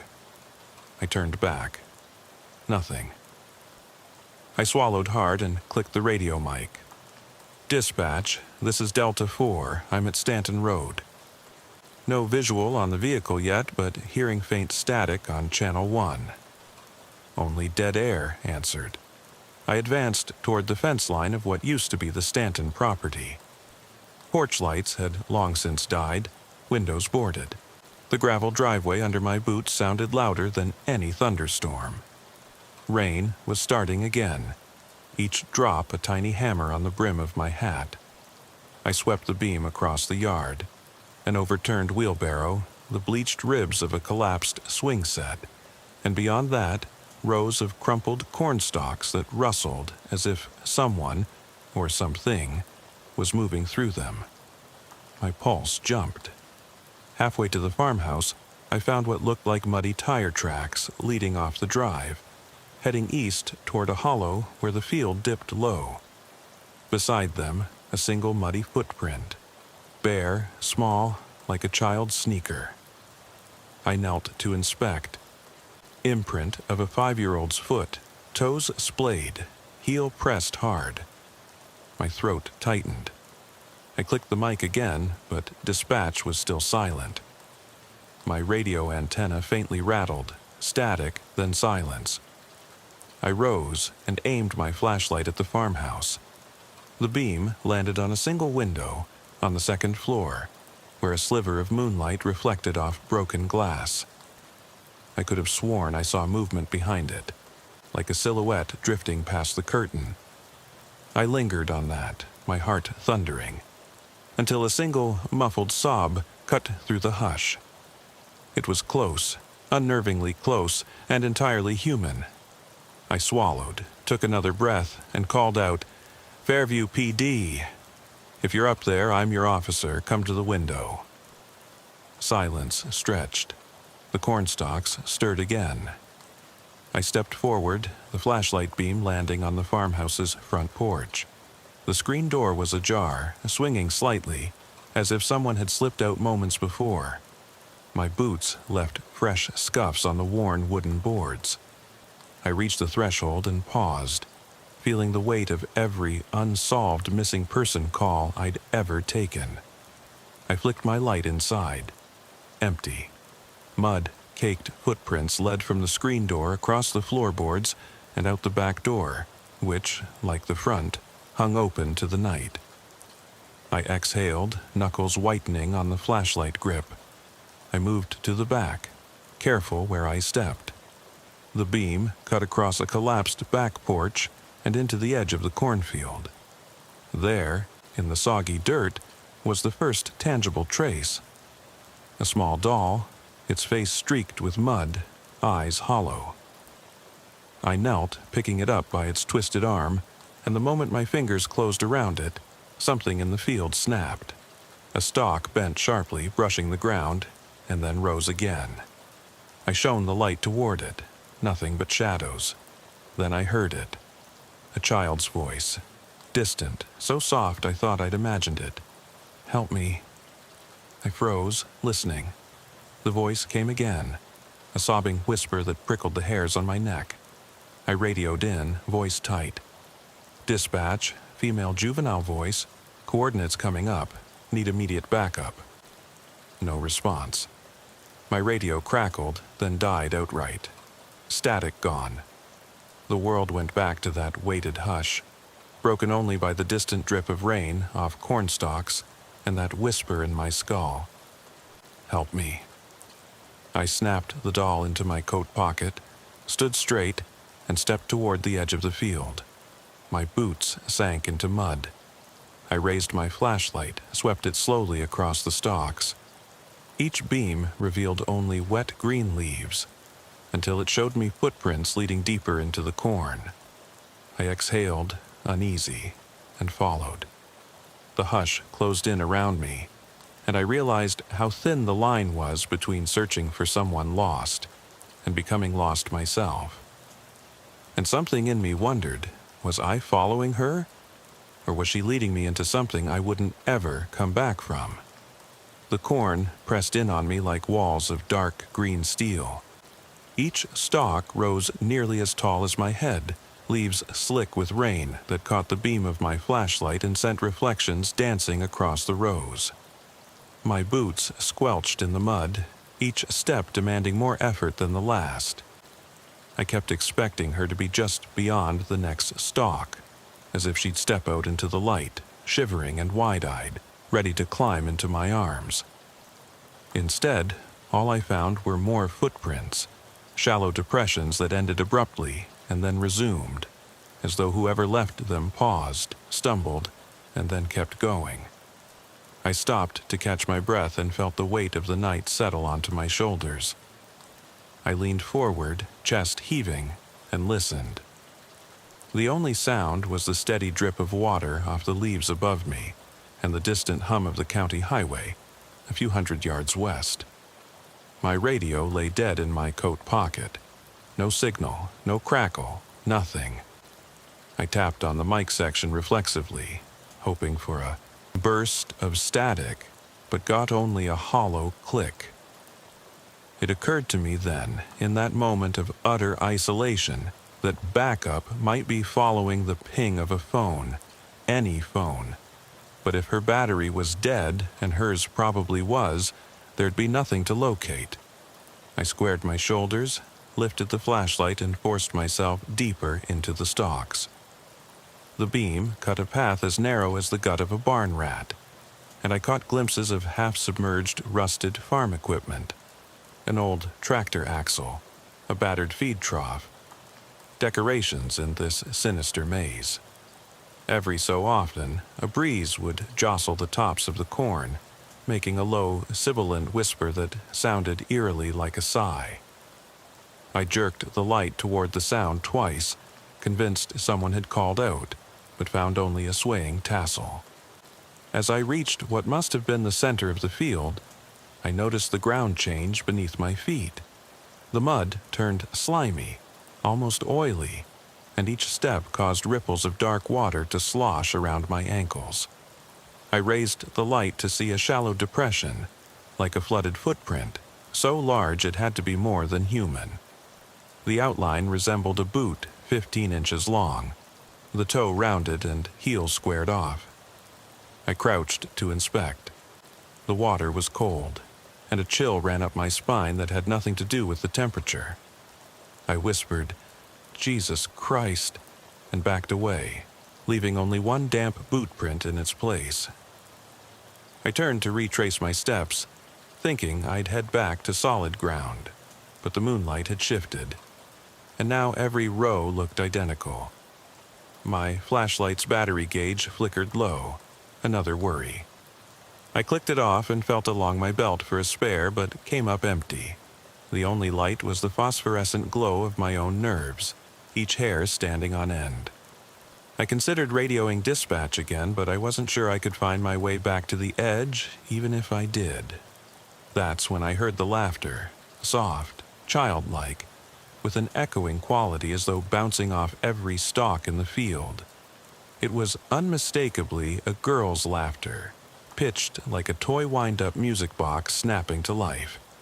It played once, then stopped, and the silence returned swiftly, complete and crushing. My heart seized. I flicked the flashlight on and off 5 times, desperate for a sign, an answer, something to confuse my ears into thinking I hadn't really heard it. But the corn stood silent. Another laugh, this time close to my right ear, so near I spun and nearly lost my footing. I saw only fog and silhouettes, the beam slicing open a narrow tunnel of night. I called out, voice cracking, "I'm here, show yourself." My words sounded small, feeble. The laughter came again, but farther away, down a row I hadn't noticed before. Impulsively I followed. Footprints, child-sized and frantic, marked the muddy ground.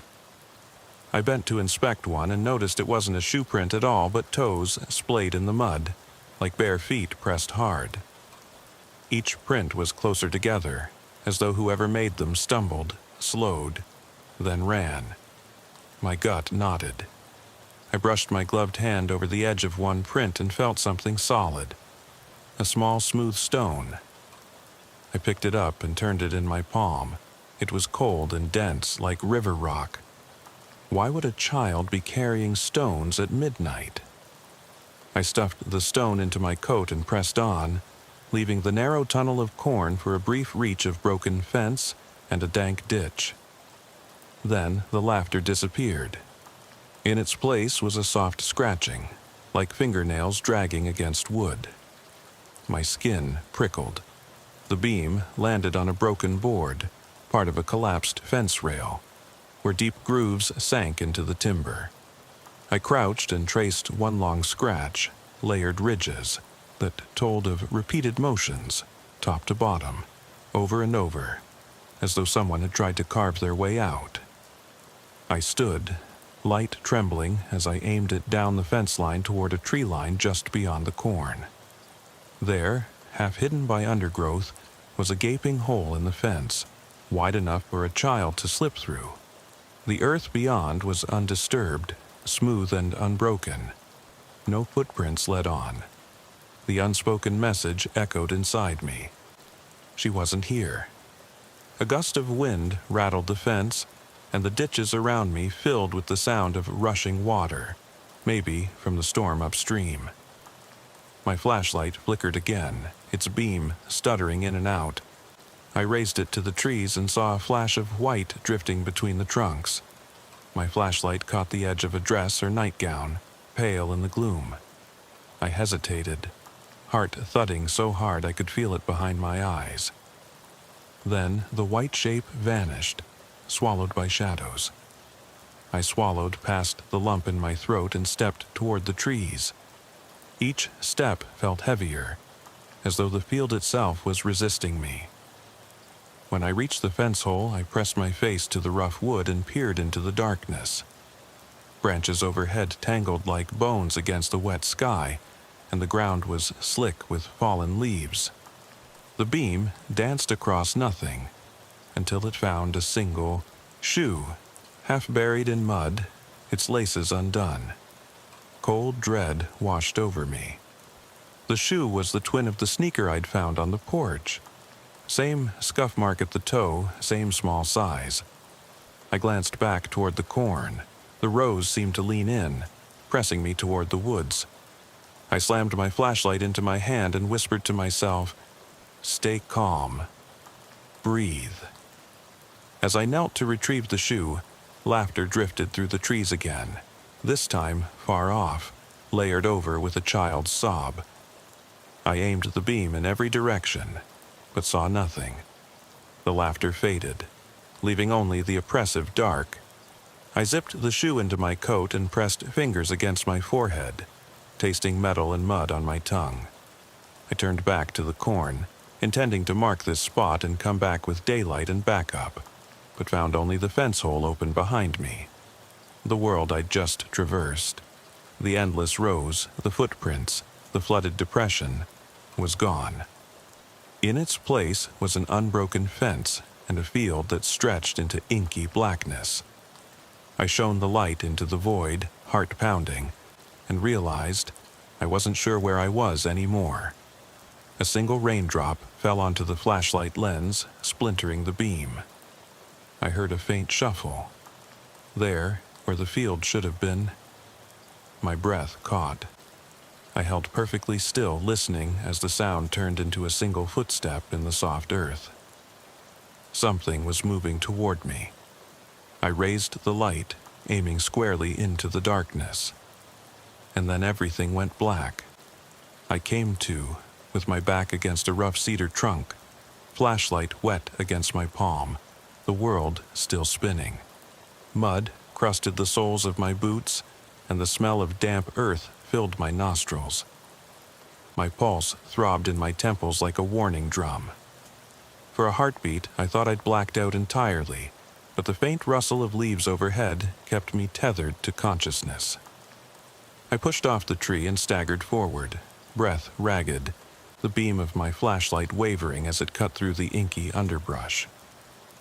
The forest floor here was uneven, littered with broken branches and slippery moss.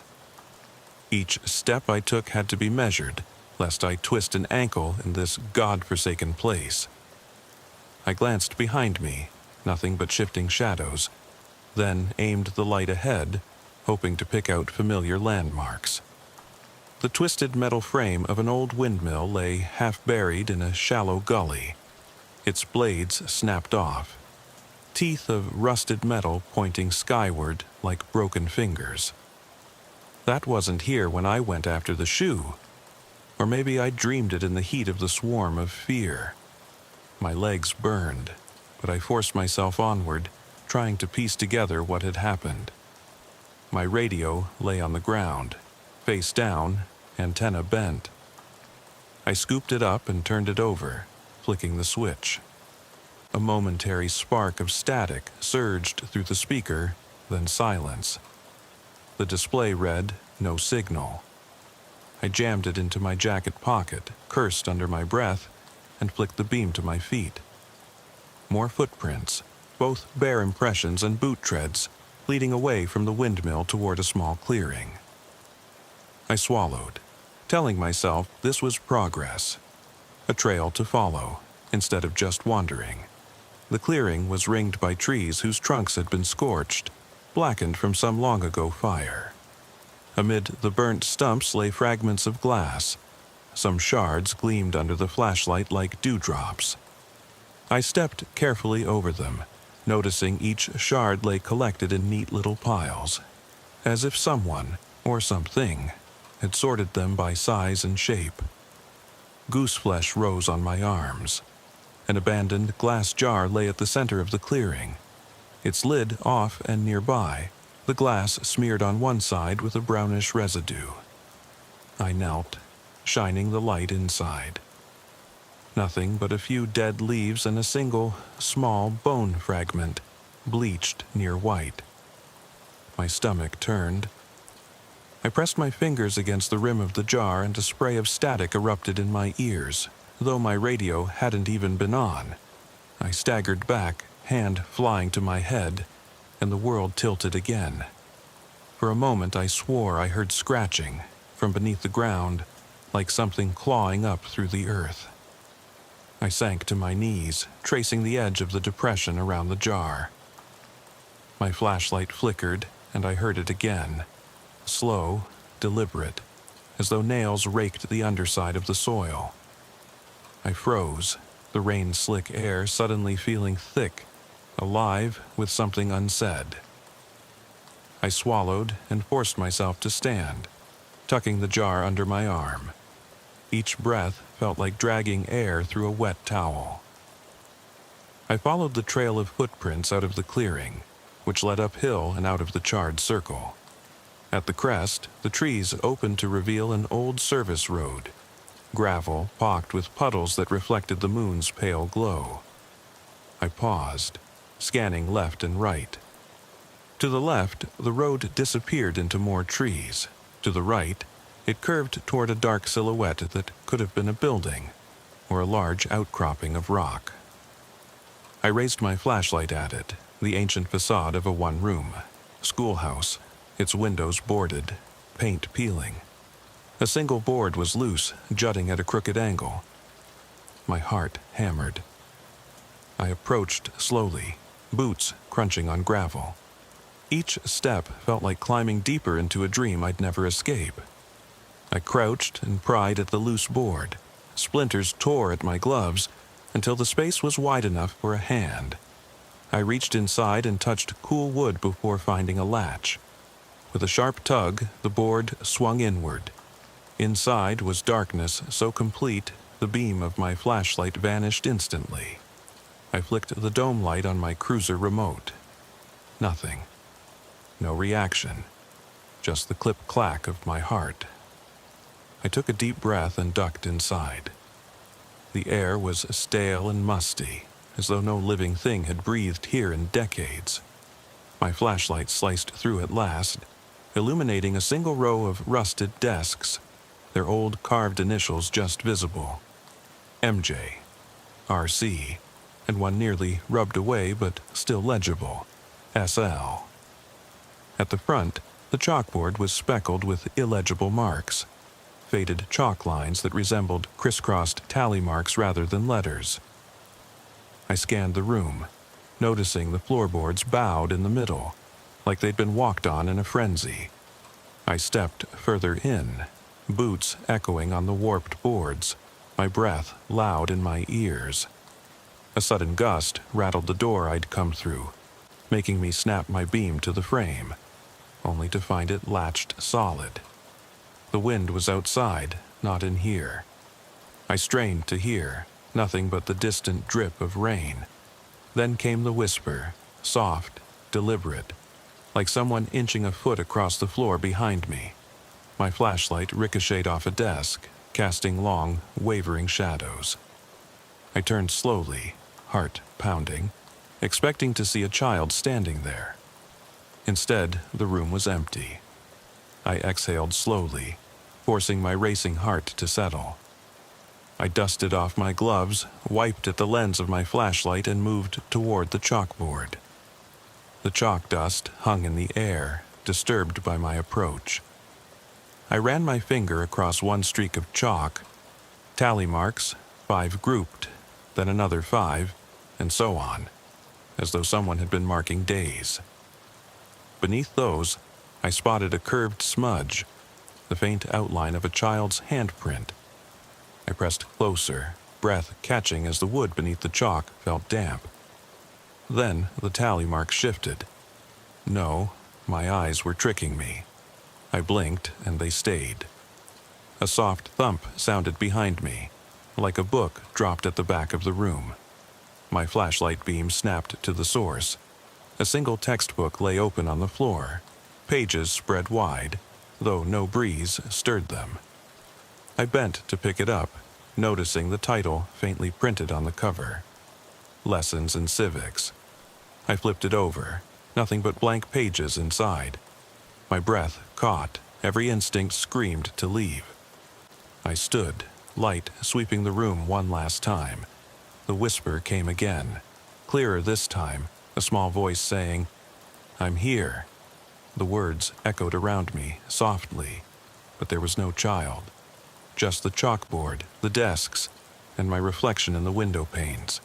Eyes wide, unblinking, soaked through with fatigue. I backed out of the classroom, shutting the board against the whisper. Rain sluiced down outside, glinting on the barnacled wood. I pressed my ear against the loose board in the doorway. Nothing. The night pressed in, deep and dark. I, the veteran, the skeptic, the man who believed in facts, felt something shift inside me. A part of me that I thought dead stirred, and as I lowered my ear, I could almost hear the rustle of tiny clothes moving past the board on the other side, just out of sight. I straightened up, shoulders aching, and turned away from the schoolhouse. In my coat pocket, the glass jar tapped against my leg, a reminder of things that didn't belong in the world. I lifted my flashlight and set my jaw, knowing I could not leave until I'd found her.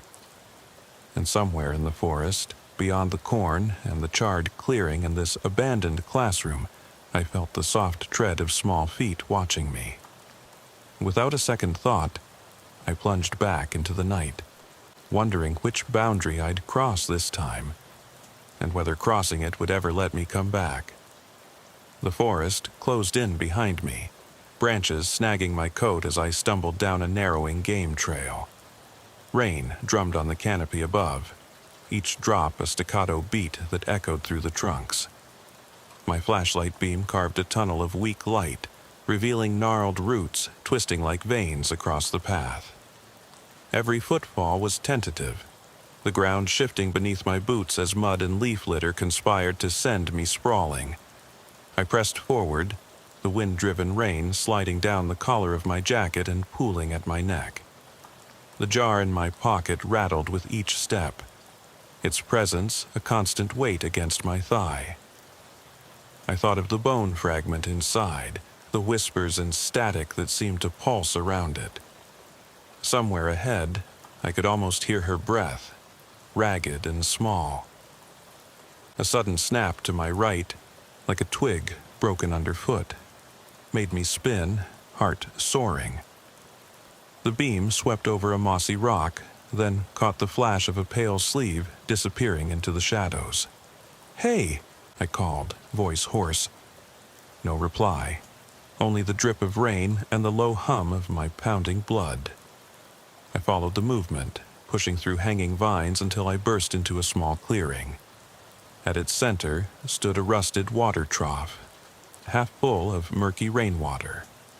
Floating on the surface was a single doll's head, dark hair matted, one glass eye missing. I felt bile rise in my throat. I knelt and fished it out, cradling it in my hand while my light caught the reflection of my own tired face in the cracked plastic. "This is wrong," I murmured. Behind me, a rustle in the underbrush. I spun, flashlight snapping upward, to see footprints leading away from the trough. Smaller than mine, barefoot, toes splayed. They vanished at the edge where the clearing met denser growth. I swallowed, wiping rain from my eyes, then followed. The trail led me back uphill, my breath freezing as the trees thinned and revealed the silhouette of a weathered barn. Its wide doors sagged on rusted hinges. Mounted to one side was a faded sign, "Stanton, family established, bin sekiz yüzyetmiş iki." My pulse stuttered. How had I walked past this and never noticed? I crossed the threshold. Inside, moonlight slivered through broken boards, illuminating dust motes swirling in the stagnant air. The smell was sweet and sour, rotting hay and spilled grain. My beam landed on a cluster of muddy footprints leading toward the loft ladder. I stepped over broken feed sacks and climbed, each rung groaning under my weight. In the loft, the floor was carpeted in straw, and beneath it lay a crude circle etched into the wood, its lines filled with dark, damp soil. Atop the circle sat a single, battered teddy bear, its fur matted, one arm missing. I knelt to inspect and saw scratch marks on its back, as though it had been dragged. My breathing hitched. I reached out to touch it, and the moment my fingers brushed the bear, a whisper so loud it felt inside my skull said, "Found you." I jerked back, light swinging wildly, to find the loft empty. But the loft door below was ajar in a way I hadn't left it. I climbed down, heart hammering, and stepped into the main floor. That's when I saw them.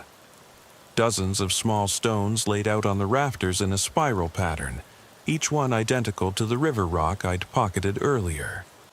I stared, horrified, as the spiral curved toward the barn doors, leading out into the rain-slick yard. My radio crackled to life just once, a burst of static, but no words. I raised it, thumb trembling over the mic. Then it died again, display blinking, no signal. I cursed and swung the beam toward the open doors. In the pitch beyond, a single shape stood framed in the doorway. A small girl in a faded nightgown, soaked through, face turned away. My breath caught. I called out, voice breaking, "It's okay, I'm here." She didn't move. Instead, the wind gusted, pushing rain into the barn, and when I blinked, she had vanished. Only the spiral of stones remained, pointing back inside, as though beckoning me deeper into the dark. I swallowed hard, chest tight with dread, and stepped forward, knowing that once I followed, there would be no turning back. I hesitated at the barn threshold, rain pooling at my boots. The spiral of stones, each one cold and heavy in my jacket pocket, seemed to pulse under the flashlight's beam, drawing me inward like a trail of breadcrumbs I didn't dare follow. My stomach knotted, but leaving her here, wherever her was, wasn't an option. I stepped into the yard, water sloshing around my ankles, and turned back to the open loft hatch. The stones led straight up, each step marked by one of the smooth river rocks set into the ladder's uprights. I pressed my palm against the damp wood, steadying myself, and ascended. My flashlight illuminated the spiral again, now from above, an Ouroboros of grief and urgency. At its center lay the doll's head and the teddy bear, arranged together as if someone, or something, had deliberately positioned them like an offering. I knelt, shivering, and placed the doll's head beside the bear. My reflection glimmered in the puddle of water soaking the straw-strewn floor. I flicked my beam across the hay bales stacked against the far wall. Between two bales, something moved. A flash of pale skin, a piece of cloth catching the light. "Please," I said softly, voice cracking. "Come to me." I stepped toward the gap. My boot snagged on a loose board, and I stumbled forward into a narrow crawl space just big enough to squeeze through. The air was stale and warm, scented with rot. I wrenched my flashlight higher, its beam catching the inside of a cramped, dirt-lined alcove.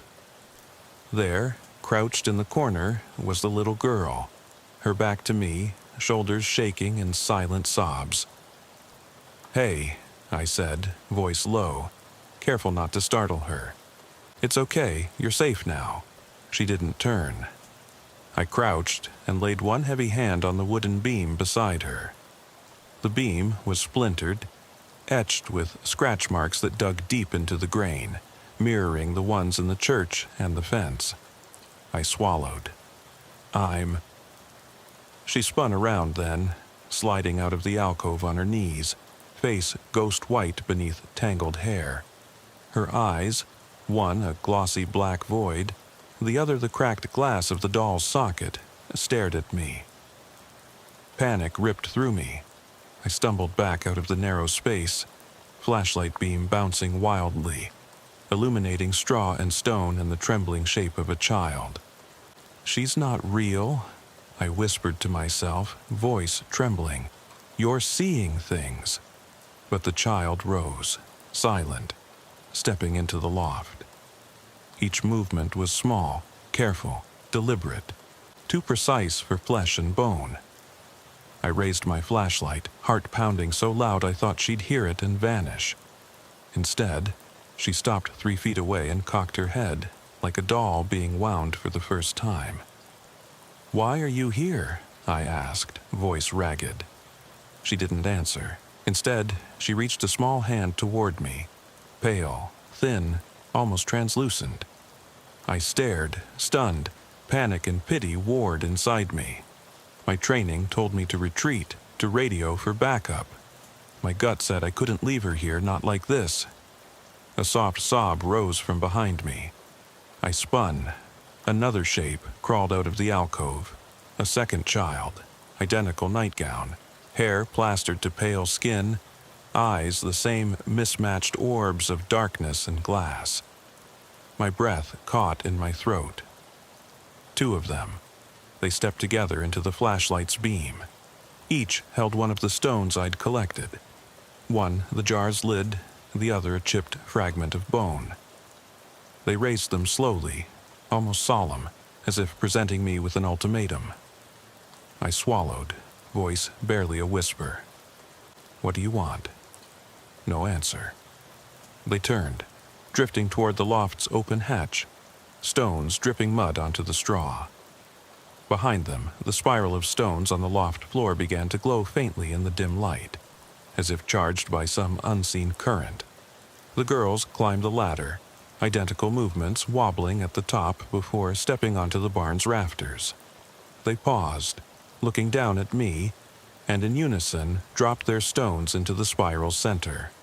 The moment the rocks hit the wood, the rafters shuddered. A low rumble filled the barn, and the boarded windows vibrated. I stumbled back, hand flying to my holster, but I knew they couldn't be contained by gunfire. Above me, the pair faded into shadow, slinking along the beams toward the loft hatch like wisps of smoke. The rumble grew, turning into a groan that shook the walls. I raised my flashlight in vain. Then the stones in the spiral began to roll outward, as though alive. each one tracing its own path along the loft floor, rattling like raindrops against tin. They skittered to the edge, and one by one dropped into the darkness below, hitting the floor with muffled thuds. The barn shuddered again, louder, the wooden planks creaking as if about to give way. I snapped off my flashlight and raced down the ladder in the dark, boots thudding on wood. My hands fumbled for the loose board at the doorway. I threw it aside, lungs burning, and plunged into the rain. Behind me, the barn's roof let out a piercing crack, as though something enormous had twisted the timbers, and then stilled. I sprinted toward my cruiser parked in the yard, heart hammering. The rain lashed at my face. I yanked the driver's door open and dove inside, slamming it shut. My hands trembled on the wheel as I searched the rearview mirror. The barn's dark silhouette stared back through the windshield, calm now, as if nothing had happened. I swallowed, chest heaving, and whispered into the dead radio. "Dispatch, this is Delta 4, Stanton Farm, emergency. Need immediate evac." Static buzzed, then died again. I hammered the mic, but no response. I looked at the passenger seat. The jar lay there, bone fragment glinting in the dim gauge lights. I reached for it, fingers brushing the cool glass. In the mirror, I saw movement behind me, a flash of white at the barn's edge. I turned to look, but nothing. When I glanced back at the mirror, the small shape of a nightgown ghosting at the barn door remained imprinted in my mind. I took a shaky breath, slammed the cruiser into drive, and sped down the mud-churned road toward the highway. The rain pushed against the windshield like a battalion. As the farmhouse lights disappeared behind the trees, I realized I had no evidence for any of this. No phone signal, no radio call logged, and no missing person report that matched. Just me, the jar, and whatever voices whispered in my head with the storm. I flicked on the dome light and saw my reflection. Eyes hollow, face drawn, uniform streaked with mud. I swallowed, voice brittle. "I'll find you." And as the taillights faded into the black, I felt the faintest brush of tiny fingers on my shoulder, cold, insistent, though I was alone in the cruiser. I drove nearly 10 miles before the road signs told me I'd crossed into another jurisdiction. The cruiser's engine droned beneath me, its hum a dull companion to the pounding in my skull. I kept expecting dispatch to break in, someone to say, "Delta 4, come in," but the radio lay dead. When I reached County Line Road, the high beams revealed nothing but wet asphalt, and the reflective markers glinting like distant eyes. I slowed, glanced at the dash clock. 4:52. Nearly 2 hours since I'd answered that call and still no sign of her. The rain had eased to a drizzle, but droplets clung to the windshield, distorting the amber glow of the streetlights. I flicked the wipers on low, listening to their rubber blades sweep with a methodical rasp. My jacket lay draped over the passenger seat, mud-stained stiff, and I could feel the imprint of stone fragments in the jar pressing against the fabric. I risked a glance. Inside, the small bone fragment rested in its glass coffin, wrapped in a stained piece of straw. My phone remained dead.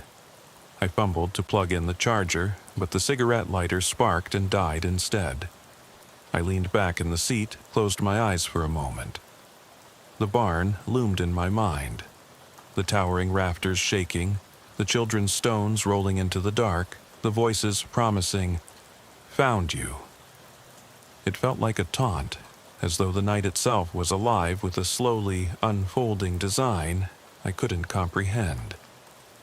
A blur of yellow in my peripheral vision snapped me awake.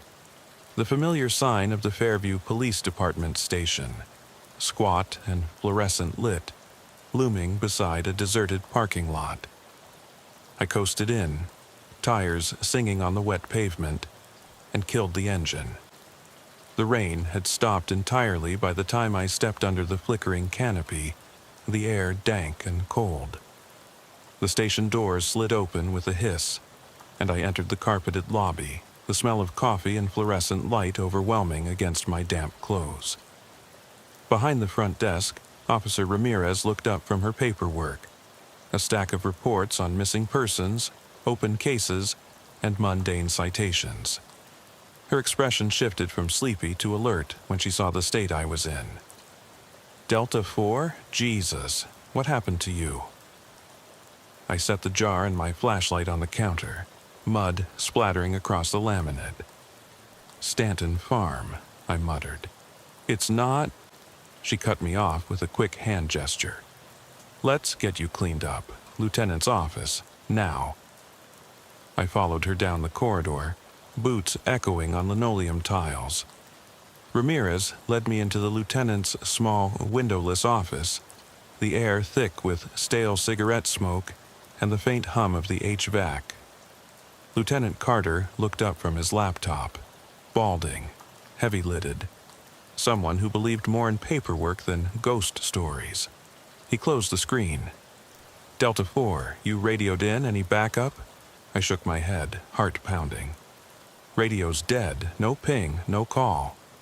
I laid out the jar, the teddy bear fragment, and the cracked doll's head on his desk. Carter's lined face creased into a frown. What? Is this some kind of joke? I met his eyes, voice steady though my throat felt raw. Section 6, 8 weeks old missing girl, no report filed. But I found traces, footprints, stones, messages in the woods, dolls, children, 2 of them in the barn. They gave me these. My hand hovered over the glass shard. They vanished. Carter rubbed his temples. Delta 4, you're delirious. Stanton Farm's been empty since '89. No one's lived there in decades. No calls about screams. No missing girls in that township. He tapped a few keys. No active missing child alerts within 50 miles for a child that size. Do you have a name? I felt my chest tighten. I swallowed. My thoughts tumbled. Dispatch said a kid scream, a ping near the old gas pumps, and then nothing. You have to believe me. He leaned back, eyes narrowing. I believe you heard something, but these... He lifted the jar, peering through the glass at the fragment. Bones and toys aren't proof. Someone could have planted these. I bristled. Who would, and why? Carter's gaze softened. Look, Delta 4, I don't doubt you've had a rough night. You got mud all over your uniform, you're soaked, and you look like hell. You need to write an incident report. We'll send someone to Stanton Farm at first light. But until we confirm anything, I can't file a missing person report for a child who doesn't exist. I clenched my fists, frustration and anger rising. Then how many other parents are waiting for answers I can't give them? How many screams are unlogged because no one's listening? He sighed, pinched the bridge of his nose. File your report. Go home, rest. We'll follow up. I left the jar and the toys on his desk and walked out numb, boots squeaking across the corridor. In the locker room, I stripped off my uniform, leaving the mud-caked jacket draped over the bench. My hands shook as I peeled off gloves thick with straw and mud. I patted pockets. No radio, no spare. Flashlight. Just the shards of toys and the bone fragment that refused to feel mundane. I showered quickly, the scalding water washing away the mud but not the images, the children's hollow eyes, the spiral of stones, the whispering voices. I scrubbed at my arms, looking for scratches or cuts, anything to tie the night's events to a physical injury, but my skin was unmarked. I finished, toweled off, and pulled on a clean shirt and jacket. The station was quiet now, lights low, computers humming. I returned to Lieutenant Carter's office around 7:30. He looked up as I entered. I forwarded your report to Cold Case. They want the bone fragment for analysis. We'll catalog these items, teddy bear, doll's head, into evidence. Maybe someone will come forward. Carter's words sounded as empty as the station's morning air. I nodded, heart heavy. I'll follow up in the woods tomorrow, at first light. He handed me paperwork. Fill this out. Name the children, or mark unknown juvenile. I stared at the form. My pen hovered over the line. I thought of the two girls in the barn, how they'd offered their stones like tokens, how they beckoned me deeper into something that felt both real and unreal. I hesitated, then wrote unknown juvenile A and unknown juvenile B.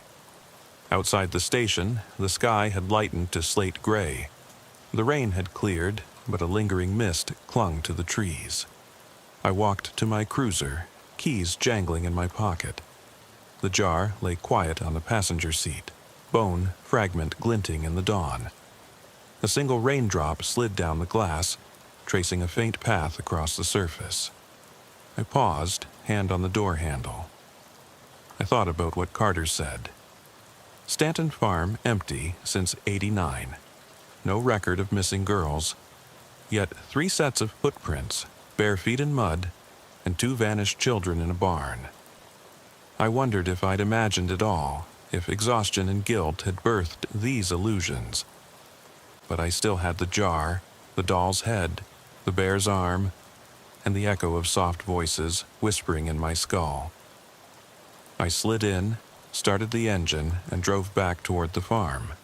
With each turn of the wheel, my unease deepened. Daylight would chase shadows away or reveal them. I turned onto Stanton Road, the mist swallowing the headlights. The farmhouse rose ahead, silent and still. Windows that had gaped open now boarded tight. The barn sat behind it, its silhouette dark against the pale morning sky. I parked, rubbed my eyes, and stepped into the mist. The stones I'd collected lay scattered on the seat, waiting. I slipped my hand into my pocket and felt their smooth coldness. I picked up the jar and teddy fragment, the cracked doll's head. Evidence of nothing to some, proof of everything to me. I took a deep breath and headed for the cornfield. The stalks stood tall and silent in the gray light, waiting for me to admit what I already knew. The line between the world of reports and the world beyond them was thinner than I'd ever believed. And as morning broke over Stanton Farm, I realized I hadn't just answered a call. I'd crossed into a place I might never be able to leave. The mist clung to my uniform as I stepped into the edge of the cornfield, dawn's pale light struggling through tangled stalks that stood like silent sentinels. My boots sank into wet mud, and each breath felt thick in my chest, part nausea, part adrenaline. In the hazy gray, the broken-down farmhouse loomed behind me, its boarded windows staring emptily. Beyond it, the barn stood silent, its peeling paint indistinct against the curtain of fog. I carried the jar carefully in one hand, the doll's head and bear fragment wrapped in my other, each object radiating a quiet cold that seemed to deepen the chill in the air. I followed the furrowed edge of the field where footprints, bare and booted, had vanished the night before. My flashlight remained off. Daylight, though weak, was enough to guide me. I scanned the ground. Here, the scar of someone's small foot pressed into the mud, toes splayed as though the child had hesitated before fleeing. There, a single boot tread, deeper than mine, as if planted deliberately to mislead. The patterns felt less like clues and more like a message, one I struggled to decipher through pounding uncertainty. The damp stalks whispered around me, leaves brushing my arms and shoulders. My mind pulsed with questions I dared not voice. Was I looking for a child who never existed? Or was I trespassing in some realm beyond reports and regulations, where time and logic bent? Yet the jar in my hand, a clear vessel holding a fragment of bone, refused to lie. It was real. The dolls were real.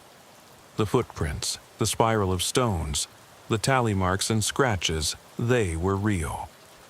I reached the spot where the fence hole had gaped the night before, though now the wooden rails were tangled in unmatched boards, seamlessly mended as if aged hands had woven them back into place.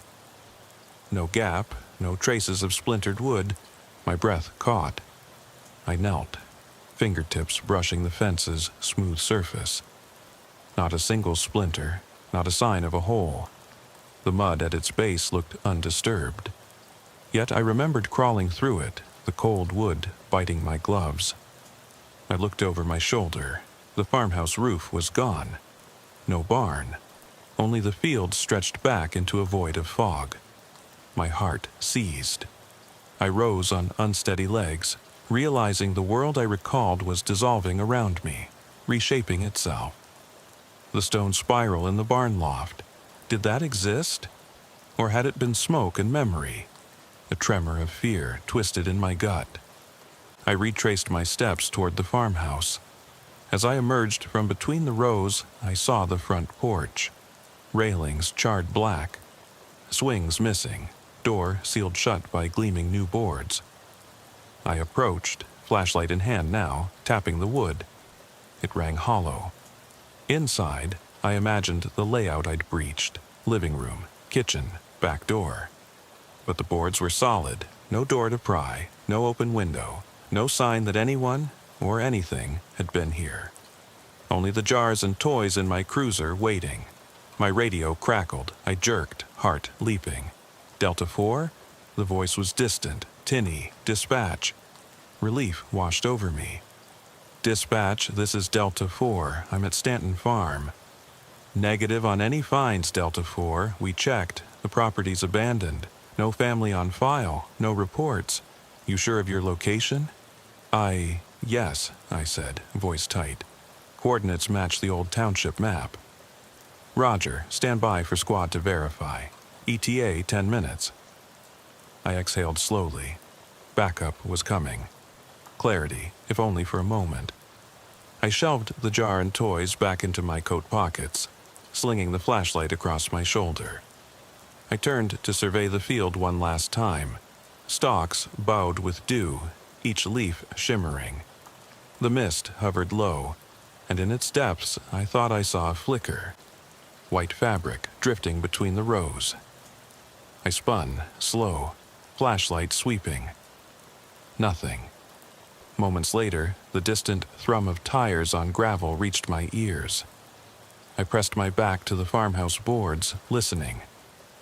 A marked cruiser rolled onto the drive, headlights cutting through the mist in wide beams. I stepped forward, raising my hand in signal. "Over here," I called. The cruiser stopped, engine idling. Two officers stepped out, blinking, jackets soaked. They approached cautiously. Sergeant Wells, mid-30s, affable but no nonsense, asked, "Delta 4 got your call. No sign of a child, nothing unusual. You okay?" His partner swept the beam across the boarded house and field. "Looks abandoned, like you said." I swallowed, heart in my throat. "There's evidence," I said, voice hoarse. "Footprints, toys, stones." Wells frowned. "Delta, we scouted the perimeter. No footprints today, no fence hole, no barn out back." I held up my hand to halt him. It changes. The field, the fence, the buildings, they shift." His eyebrows rose. "What do you mean, shift?" I looked at the boarded porch, the mist-drenched stalks, the emptiness around me. Last night it was different. There was a barn, a fence hole, a church, a path. I saw footprints. I heard a child cry. Wells placed a hand on my shoulder. "Delta 4, you've been out all night. You might have hallucinated in the storm. Hypothermia can do that. Let's get you warmed up." I tore my gaze away, eyes stinging. "I have physical evidence," I said, voice cracking. "This."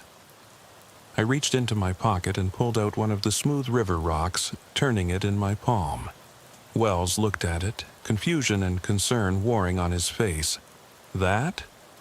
It's just a rock you brought with you. Time seemed to slow. I stared at the stone, its surface matte, unremarkable. My heart sank. Was it just a rock? Had I dreamt the whole thing? My fingers lingered on the edge of panic. Then, from the mist, a sound, a whisper, distant like a child's breath. "Help me." Sergeant Wells heard it too. He froze, eyes scanning the field. His partner gripped his flashlight tighter. "Did you hear that?" Wells asked. I nodded, voice barely audible. "She's here." Wells drew in a breath. "Show me." I stepped back toward the corn, leading them carefully. The officers followed, skepticism in their strides, until we reached the spot where the fence hole had been. Wells raised his flashlight, and we all saw it. A low gap in the boards, slivers of fog drifting through. The officers gasped. I felt my breath catch. Wells knelt and touched the gap, prying the board slightly. Underneath, he saw fresh mud, traces of small footprints pressed into it. He frowned, calling into his radio. "Dispatch, we have unexpected activity here. Need crime scene unit, possible missing juvenile evidence." His partner swept the beam toward the field rows and caught movement. A pale flash, like a dress sleeve, drifting between two stalks. Wells cursed and grabbed my arm. "Come on!" We plunged into the corn. Flashlight beams slicing through fog. Footprints reappeared under our lights, bare, then booted, leading deeper. I followed, heart hammering, feeling both vindicated and terrified. The officers shouted into their mics, calling for backup. The cornstalks closed around us, dripping with dew, each leaf brushing like a whisper. Up ahead, the earth sloped downward into the hollow. At the edge, we found the barn's broken ramp, splintered wood curving into darkness. The officers exchanged a look. I swallowed hard and stepped forward first, recalling every detail. The spiral of stones in the loft, the whispering voices, the children offering mud-soaked river rocks. Lightning flickered behind the clouds, illuminating the barn's gaping entrance. I raised my flashlight and inhaled, moving across the threshold with Sergeant Wells at my side. The air was warmer inside, musty with hay and rot. Our boots clomped on warped boards. The echo was deafening. We reached the ladder that led to the loft. No stones this time, only stray bits of straw glinting in the light. Wells shone his light at the loft floor. Empty, save for a circular stain of damp soil. I knelt, touching the earth. It yielded around my fingertip. The soil was wet. I tapped my glove. It's fresh. Suddenly, overhead, a soft scraping. A single stone falling from above. We looked up to see a pale shape slip from the rafters and vanish behind the barn's back wall. Its small size, the flick of a nightgown, unmistakable. Sergeant Wells raised his weapon. "Stay back," he warned. I froze, heart lodged in my throat. The barn door behind us slammed shut with a thunderous crack. We spun, flashlight swinging. The jar and toys in my pocket rattled in unison, an accusatory tinkle. In the narrow beam circle, I thought I saw, just for a heartbeat, a pair of small, cracked eyes glinting from the darkness. Then nothing. The door remained shut, the rafters above silent. Wells reached for the handle. It wouldn't budge. We pounded, calling out. Rain began to patter against the roof. The barn groaned, planks warping. The beam from my flashlight flickered. Then a sound. A child's laugh, soft and distant, coming from somewhere deep within the walls. Wells and his partner looked at each other, faces drained. I pressed my ear against the warped door. The laughter stopped. A hush fell, so complete it pressed against my eardrums. Then a single whispered word, right behind me. "Run." I spun toward the ladder, and the loft hatch slammed shut above, cutting off any escape that way. The floorboards creaked as footsteps approached from the darkness beyond the doorway. Sergeant Wells shouted, "Move!" I grabbed his arm, Will screaming in my mind, "Get out!" The officers fired a single shot into the dark, echoing like thunder. No answer. Only the hush again. Then we heard it. The unmistakable scuffle of small feet running along the outer edge of the loft, circling, hunting. Panic hit me like ice. I yanked on the barn door with all my strength. Worthless. The walls seemed to lean inward. Sergeant Wells shouted into his radio again. Nothing. Static. The footsteps grew louder overhead. The barn roof quivered. I realized with a jolt we were trapped. And whatever lurked here was still closing in. In that moment, standing in the heart of that collapsing nightmare, I felt the boundaries between duty and terror dissolve. My hand slipped to my holster, voice cracking. Hold on. The next sound was a rush of air, like someone running the length of the loft. Then the barn shook violently, splinters raining down. In the fracturing light, I saw something stride across my vision. Tall, pale, impossibly swift, vanishing into the shadows. And before the scream could escape my lips, everything went dark. Dawn was a fractured gray when we finally pried ourselves free of the barn's jaws. Sergeant Wells and his partner burst through the warped double doors, mud-slick boots sliding on the plank thresholds. I followed close behind, heart hammering so violently I could feel each beat like a hammer against my ribs. Rain sluiced down the barn side, a cold sheet that sluiced away the last vestiges of night, but did nothing to wash away the dread clinging to my uniform. Wells dropped to one knee, pressing his hands against the splintered frame where we'd been trapped. "Delta 4, are you with me?" he rasped, voice ragged. I nodded, mouth tasting of metal. We'd heard the footsteps overhead, the distant laughter, and felt the walls shift beneath us, as if the barn itself had breathed us in and then released us only to torment us further. The officers behind us called for backup, their voices swallowed by the open field. I sank to the ground outside the barn, propping my back against the broken siding. The mist tangled in my hair, and I dared not look at the staircase that led into the loft or the gaping hole where the spiral of stones once lay. My hands trembled around the jar tucked inside my coat, the bone fragment rattling softly like a heartbeat. I closed my eyes, trying to steady my breath, but the memories pressed in too, fiercely. The pale girls, the whispered warnings, the impossibility of their existence colliding with the physical traces they left behind. Behind me, I heard Wells' partner calling out, gathering evidence. The fainter echo of footsteps receding back toward the cornfield suggested the children, if they were children, had retreated to ground they knew better than we ever could. I wondered if daylight would chase them away, but as fog drifted among the stalks, thin as ghosts, I realized some presences do not hide when the sun comes up. Wells crouched beside me, his flashlight illuminating the soggy ground.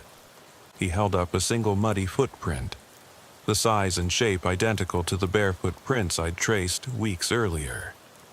"Delta, you weren't hallucinating," he said softly, jaw clenched. "Look at this." He brushed away a layer of mud, revealing 5 small toes pressed deeply into the soil, splayed as though the child had dug in for leverage. Even in daylight, it looked impossible. Crisp contours, as if sealed at the moment of imprint. My chest tightened. "They're real," I said, voice hollow. "And they're hurt." Images flashed of the children crouched in the barn alcove, their thin frames shaking with sobs. I remembered the jar's bone fragment, the glass jars in the hidden chamber, the half-buried doll in the field. Everything had been real. the detritus of terror left behind like stencils on a crime scene. Wells stood and scanned the edge of the corn. Backup cruisers lined the driveway now, blue lights muted by the mist. Officers trudging through knee-high rows with evidence markers and camera flashes. A forensic tech in overalls approached, clipboard in hand. "Sergeant, we've got ground-penetrating radar scheduled for the barn's foundation," she said. "Might give us a clue to hidden spaces." She offered me a coffee thermos and I took it, clutching the warm cup as though it could anchor me to reality. The tech tilted her head toward the farmhouse. "Anything inside?" she asked. No one had managed to break through the new boards. I shook my head. Locked up tight, I forced a smile, like someone's trying to keep something in.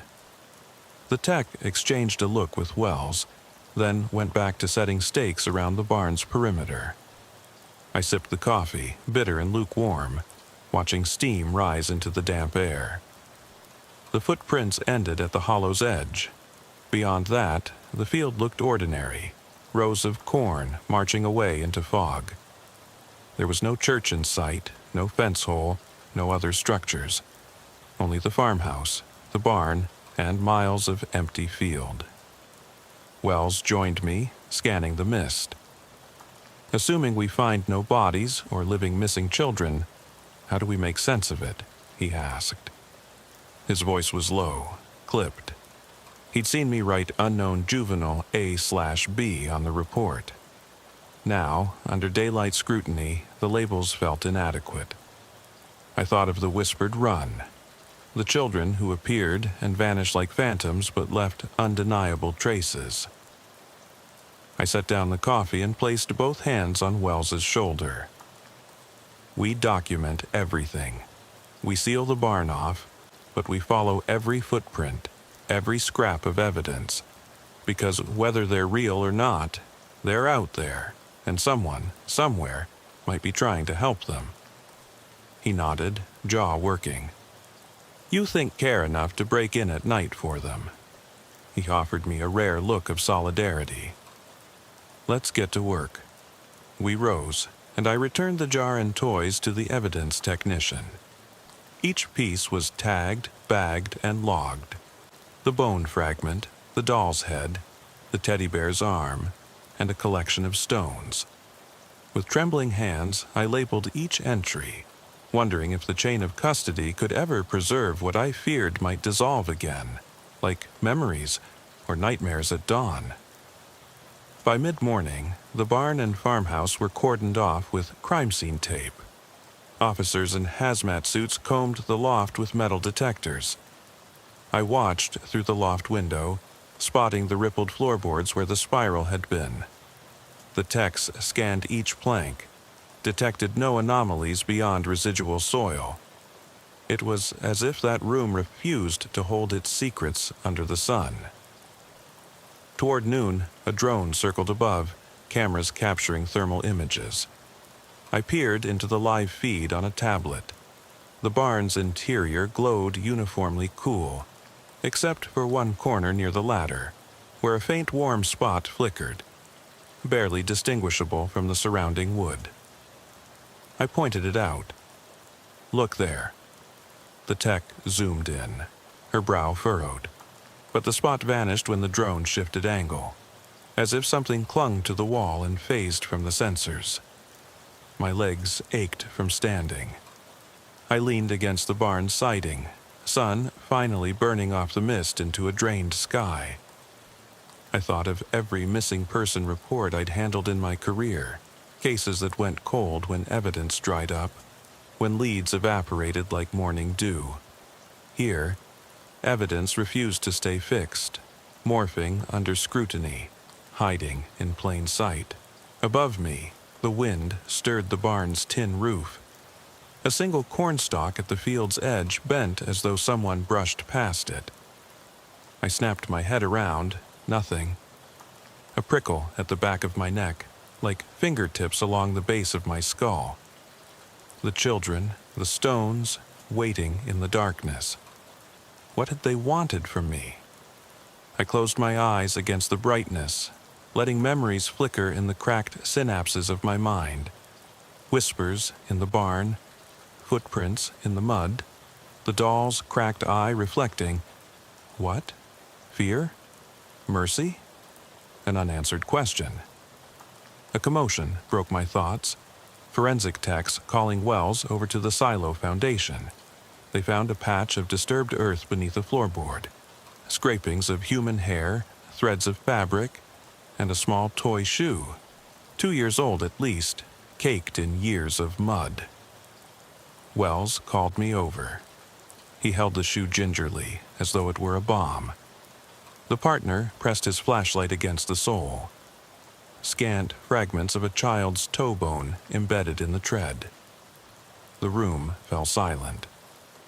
I knelt beside them, flashlight illuminating the shoe, the hair, the threads.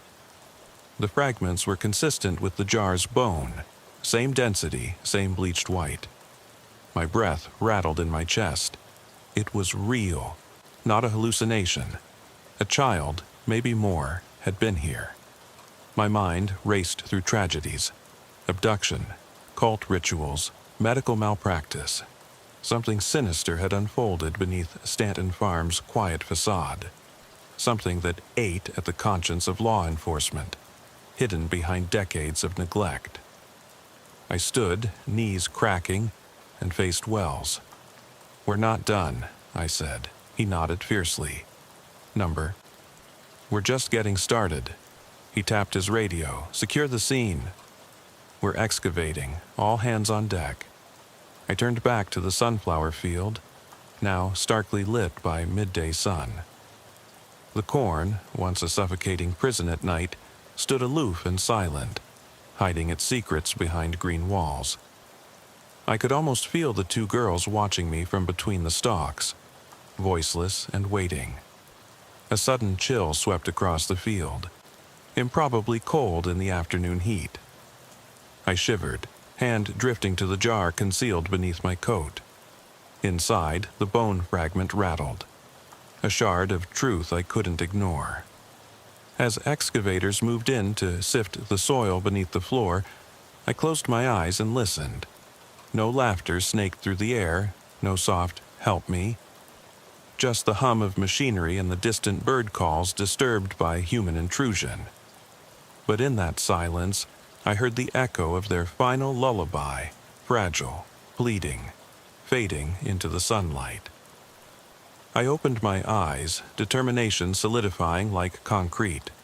Stanton Farm's ghosts had left their bones behind, and it was my duty, my burden, to give them voice.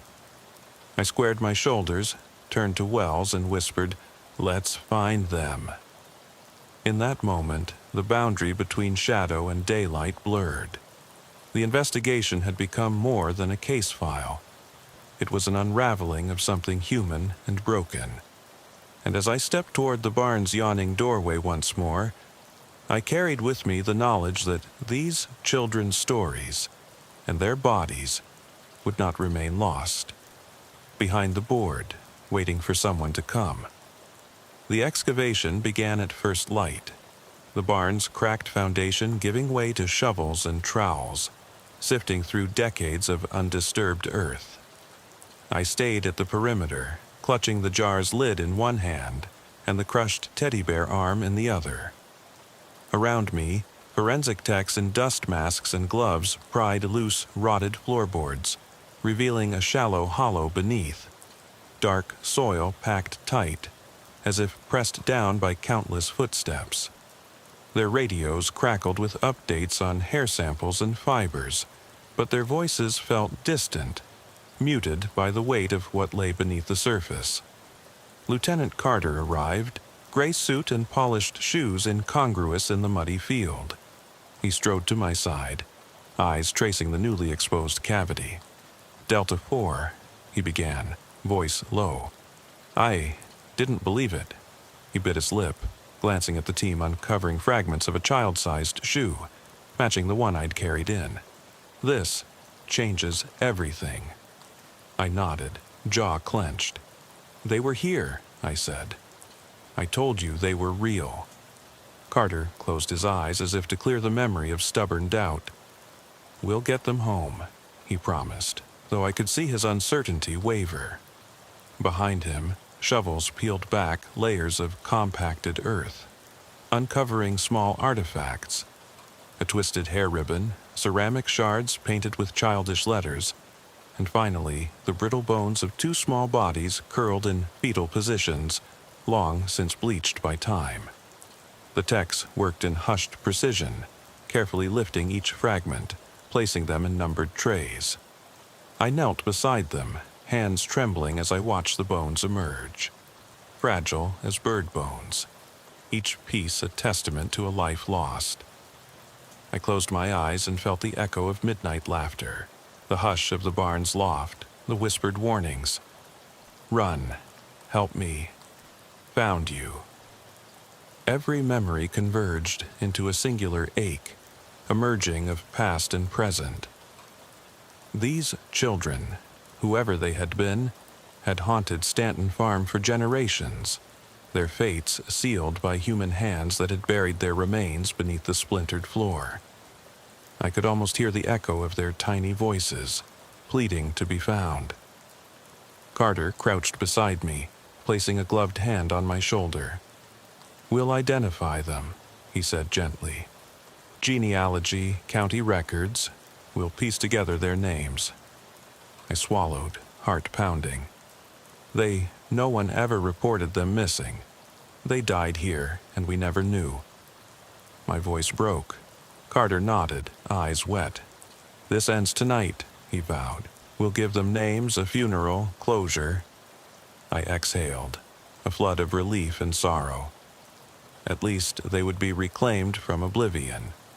As the forensic team focused on the pit, I stood and surveyed the barn and field now bathed in afternoon sun. The cornstalks leaned as though bowing in silent tribute. The farmhouse stood grimly behind, its boarded windows reflecting my own haunted reflection. I realized the structures, barn, fence, field, no longer shifted or changed. The physical traces were fixed now, exposed by daylight and scientific method. The children's bones lay in shallow graves, finally given a voice. Yet a deeper question gnawed at me. How many more ghosts waited, unclaimed, beyond these fields? How many forgotten stories lay buried beneath the veneer of ordinary places? Stanton Farm had held it secret for generations, then relinquished it to a single officer willing to believe the impossible. What of the other cries muffled by ambient noise? The other footprints in half-forgotten hollows? I reached into my pocket and touched the smooth river rock I'd collected in the barn loft. One of many. I drew it out and turned it over in my hand, recalling the moment a whisper had breathed through my skull. "Found you." The rock's surface felt warm against my palm, as though imbued with residual life. I placed it on the edge of the pit beside the uncovered remains, a silent promise that no one else would be lost without a witness.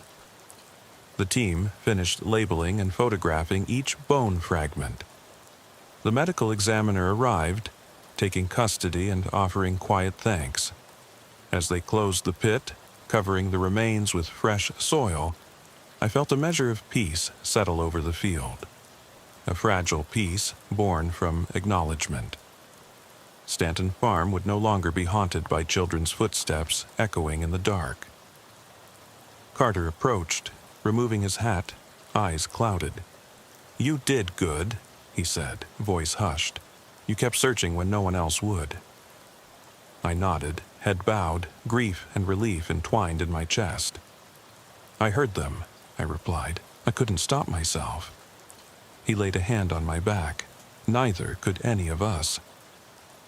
We stood in silence as the final clods of earth covered the bones, each handful a farewell to the lost souls. When the pit was sealed, nobody told us to leave. We lingered, honoring our promise. The field held its breath. Finally, Carter spoke. "We'll file the report, notify the families if we find any living descendants, schedule a service." Stanton Farm gets its story back. I exhaled. A long, slow release, but something tight remained in my chest, an unspoken question pressing against my ribs. I walked to my cruiser parked near the farmhouse, mud-crusted and battered. In the passenger seat lay the jar, its lid closed but stained with earth and tiny flecks of bone dust. I lifted it, glancing down at the fragment resting within. One small piece of skull. A spark of static flickered through my mind, faint as the echo of a child's sigh. I shivered despite the warmth of the sun. I turned the jar over in my hand. If these bones told the story of Stanton Farm's forgotten tragedy, what story did the jar itself hold? Why had those children's whispers reached me and only me? What other places across this county or the world were waiting for someone who could hear their silent cries? I climbed into the cruiser, placing the jar and the battered toys on the dashboard, as though they were passengers saved from oblivion. The engine's rumble felt small and distant in comparison to the weight of what I carried. I glanced once more at the field, corn stalks rustling in an afternoon breeze that sounded suspiciously like laughter, soft and hollow. Lieutenant Carter's voice crackled on the radio. "Delta 4, come in. You need to debrief." I tapped the mic, voice steady but distant. "Copy that, I'm on my way." I eased the cruiser into gear, tires rolling over the mud as I drove away from Stanton Farm. Behind me, the farmhouse and barn receded into the mist of memory and history. As the road stretched ahead, I looked in the rearview mirror where the jar and toys gleamed under the dashlight. I felt a single, insistent tremor of doubt. An unresolved question lodged beneath my ribs. I realized I carried more than evidence. I carried a connection to something beyond my understanding, a conduit for voices long silenced. And as I turned onto the highway, the lingering echo of a soft whisper settled in my mind, insistent and clear. "Are you listening?" I eased my grip on the steering wheel and let the patrol car coast in silence for a moment, listening to the rain pattering on the roof. The radio crackled once, a burst of static that sounded almost like a sigh. I shut it off and took a slow breath, my chest burning from the weight of days and nights spent chasing shadows. The road ahead was slick with recent showers, and the yellow lines wavered under the dull glow of the overhead street lamps. I thought back to the first time I heard that whisper. My own name uttered so softly it could have been the wind. It was impossible. I was alone. And yet I could feel it, a presence beyond me hunched at the edge of perception. I remembered pulling out my notebook later that night and scrawling down every detail.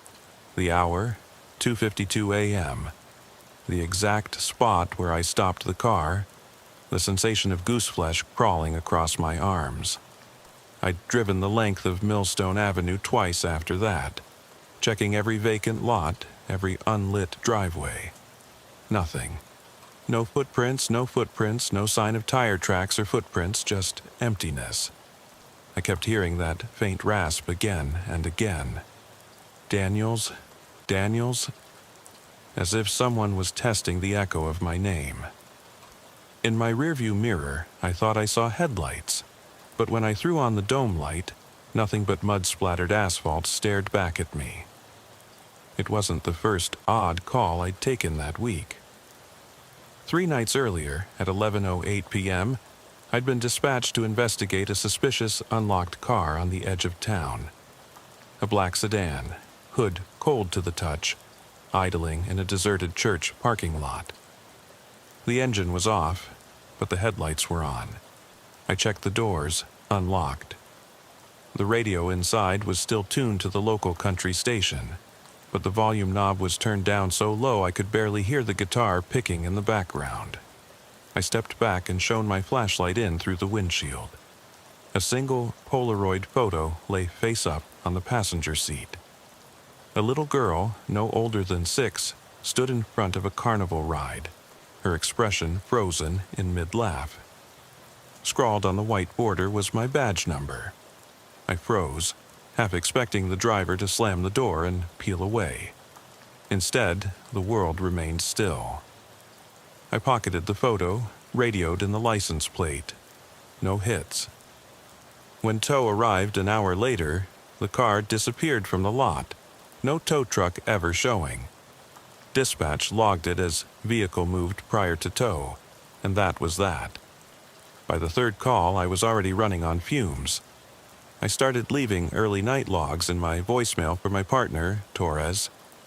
"Keep an eye on my desk logs," I'd said. "If you get a message labeled Daniels-9.3, call me back immediately." The code made no sense to anyone but me. 9 staccato knocks at the door, 3 footsteps in the hallway.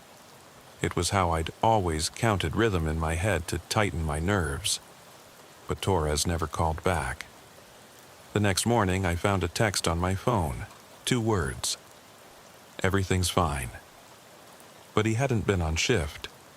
No record of him ever logging in that night. I called his home number, no answer. His voicemail box was full. I drove myself ragged looking for patterns. I pored over every missing person report from the last decade, every unsolved burglary, every prank call that got a response logged and then shelved. So many little mysteries clustered around the margins, like moths drawn to a porch light. A man seen walking barefoot down 5th Street at 3:14 a.m. A door found ajar at the nursing home where I used to work security. A taxi meter that kept running in an empty cab. They all started to feel connected, strands of a spider's web that I kept poking at with my flashlight. Each time I thought I was onto something, it slipped through my fingers. Tonight felt different. I could feel it in the way the rain merged with the static in my ears, how the temperature inside the car dipped an extra degree. My breath was visible in the cabin, and I noticed my hands trembling before I realized why. I was back at the Harper place. Years had passed since Ethan disappeared, and I'd never forgotten his grandmother's face when she told me he'd been calling for her on the porch, even though he'd been gone long before. I slid out of the car and flicked off my high beam so the lot stayed dark. The porch light upstairs was still on, so I kept my distance. I felt like a trespasser in someone else's memory. I climbed the creaking steps and pressed my ear to the front door. No whisper. Only the low hum of the heater inside and the distant pulse of the highway. I tried the knob. It turned under my palm. I stepped in, heartbeat drumming against my ribs. The hallway smelled the same as it had all those years ago. Old linoleum, mothballs, and something else I couldn't name. I moved forward, keeping my flashlight low so it wouldn't cast obvious shadows. My reflection caught in a framed mirror. Gaunt cheeks, red-rimmed eyes. I barely recognized the man staring back. A scuff of gravel on wood made me spin around. In the dining room, the table was set as if for one. Coffee cup chipped, saucer dusty, a single spoon placed on a folded napkin. I approached, and that spoon rattled against the china with a slow clink. My throat went dry. I reached out to steady it, and when I lifted the cup, I saw a smear of lipstick on the rim. No name written on the mug, and nothing on the table to tell me whose it was. I placed it back and heard, clear as I'd ever heard anything, "Daniels." It wasn't faint, more like a demand, an invitation. I scanned the shadowed room. Nothing moved. I forced the words out through the radio mic. "Dispatch, 2 Victor 6, I need..." Static swallowed the rest of my plea. I pounded the mic, but silence answered. The heater clicked off, and in that instant the room went frigid. I exhaled. My breath hung in the air like a ghost.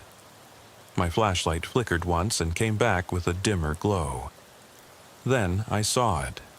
A print on the wooden floorboards. pressed deep enough to crumble the grain. A sole with a half-moon tread, exactly like the boots I'd worn on every shift for the last 5 years. I knelt to examine it more closely, my gloves brushing dust aside. The print led toward the back door, which was ajar. I followed it outside into the yard, the wind whipping rain into my face. The print stopped, just ended on the grass, as though whoever made it had slipped off into thin air. My chest tightened. A distant car horn sounded on the highway. And then, just behind me, someone cleared their throat. I spun, but the yard was empty. In the wet soil under the porch light, I noticed another print. Smaller, child size, patterned with tiny stars. I traced it with a gloved finger and felt a sick twist knot in my gut. That print wasn't there last time. I forced myself upright, rain sluicing down my collar as I stared at the 2 footprints in the soft ground. One, the half-moon tread I knew too well. The other, the star-patterned boot so small it had to belong to a child. My jaw went slack. I wiped mud from my glove and pressed my palm to the brick wall of the farmhouse for balance. The night air was heavy with the scent of damp earth and something faintly metallic, like blood loosed into water. My heart pounded so hard I could hear it in my ears, and then I heard it again. Officer Daniels. No static this time, no crackle. Just my name, drawn out as if spoken through wet cloth. I spun, but there was no one. No movement in the yard. The rain obscured headlights on the highway beyond. My breath hitched. I felt the weight of 1,000 unanswered calls bearing down on me. I couldn't leave those prints unexamined, but I also couldn't risk another step into whatever trap had been set. I reached for my radio. "Dispatch," I said, voice tight. "This is 2 Victor 6. I need backup at the Harper residence. Possible trespassers. Multiple footprints, adult and juvenile. Stand by." No reply. The channel stayed dead. I clicked off the mic and jammed the radio back into its clip. The battery was full. I checked it twice before leaving the station. This silence felt deliberate, as though someone, or something, didn't want me to call for help. I leaned forward and scooped the smaller boot print into my palm, feeling its outline through my glove. It was fresh. Too fresh. I held it up to the dim porch light. The tiny stars and smooth sole told me whoever had walked here hadn't been through mud until just moments ago. But there was no sound of little feet running away. No splatter of wet grass or hiss of rain disturbed around it. Only the steady drumming of water on wood. Slowly, I traced the line connecting the 2 prints back toward the door. My flashlight beam trembled as I fumbled for it, my hands slick. When the light caught the threshold, I could see scuff marks on the threshold itself, metal heel to wood, like someone had shuffled in fear. I swallowed against my dryness, then crossed the threshold. Inside, the house felt impossibly cold, even colder than the damp night. The tactic heater was off. The flame had long since died. I shivered, trying to ignore the dampness seeping through my uniform. My boots left muddied imprints on the linoleum as I made my way back to the dining room. The table was still set. That chipped mug, the sterling-patterned spoon, and nothing else. But now, the Polaroid was there too, face up on the saucer. A snapshot of the Harper boy, Ethan, standing in a field of daisies. His grin was the same in every photo I'd seen, wide, hungry for adventure. But this one was different. It was smeared at the edges, as though someone had wiped tears across it. I reached down and touched the photo corner. The cardstock curled under my fingertip. That whisper slipped out again, closer this time. Officer Daniels. I jerked back, and half the photo fluttered to the floor. My radio buzzed suddenly. Static at first, then a voice. "Six? You there?" Relief and dread hit me at once. I clicked the mic. "Yeah, dispatch, I'm here. I'm secure, but I need—" The voice cut out again, replaced by static and then silence. I cursed under my breath. Whoever was on the other end had hung up mid-sentence. I looked at the table and realized the coffee mug was steaming, but there had been no coffee when I checked before, and no kettle in the kitchen, only that electric heater. The steam curled upward in a neat coil, like a question mark hanging in the air. I stared at it, mind racing. My hand drifted to my sidearm, but I didn't draw it. Drawing a weapon felt too final. Instead, I took another breath and moved toward the kitchen doorway, the beam of my flashlight probing the darkness. Inside the kitchen, the counters were empty, save for a single, oil-stained rag. I picked it up and smelled it. Diesel, maybe, or old motor oil. Unfamiliar, greasy, as though someone had used it to wipe down a machine. But there was no garage attached. The farmhouse sat alone on a patch of grass behind a weathered, split-rail fence. I set the rag down gently and caught sight of footprints again, smaller ones, childlike, on the tile floor, leading away from the doorway toward the back door. I followed them, carefully avoiding fresh mud, and saw they stopped 5 feet from the door, in the threshold. It was as though someone stood there, paused, and then vanished. Something flickered at the edge of my sight. I snapped my light to the dining area. The photo of Ethan had fallen face down on the chair, and now it showed something I hadn't noticed. Blue scribbles in the blank border, almost like a child's handwriting. "Help me find him." My pulse slammed against my skull. Blue ink, a pen I hadn't seen, a plea, inches from my face. I knelt to read it, but in the reflection of the window I saw someone standing behind me. A silhouette so slight and still, I thought it might be my mind playing tricks. When I turned, nothing was there, only the door frame and the night beyond. I stood and stepped backward, bumping into the table. The lunch tray rattled against its rack on the wall, a hollow noise. I looked up. The rack was gone, nothing but a pair of screw holes. It hadn't been warped or torn, it had been removed cleanly. I exhaled, trying to steady my thoughts. This wasn't a prank, unless someone had gone to extraordinary lengths. But why? For what twisted game? I checked my watch, 3:34 a.m.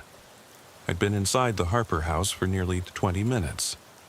Backup was due any second, and if it didn't show, I'd have to force my way back out.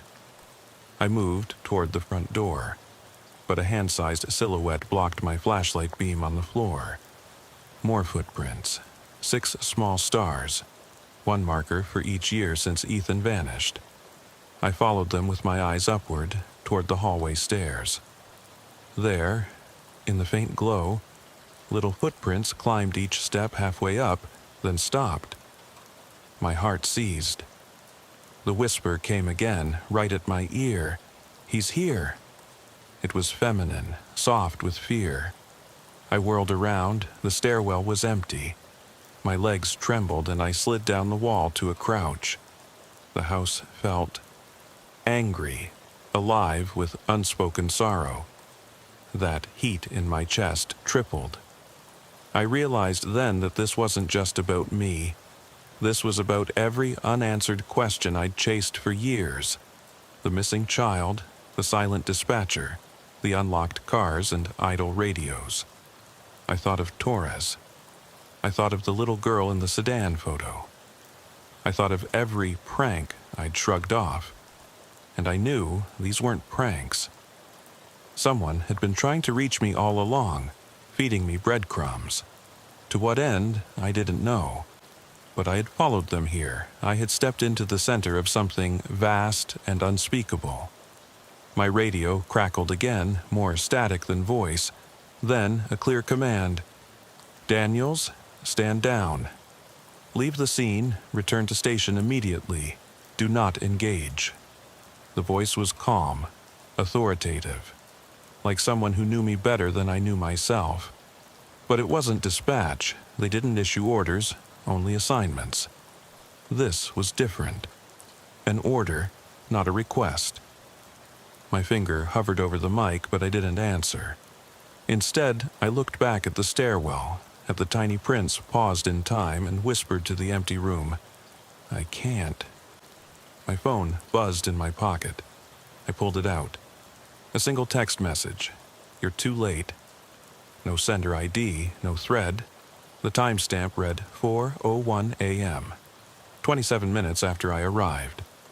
I stood as the last growl of thunder rolled through the rafters, shaking dust from the ceiling. The footprints on the stairs began to fade, as though evaporating in the gloom. I felt tears prick at my eyes, frustration, fear, guilt. I jammed the phone back and straightened my shoulders. My duty was to protect the living, to chase justice for the missing. But tonight, I was running out of time.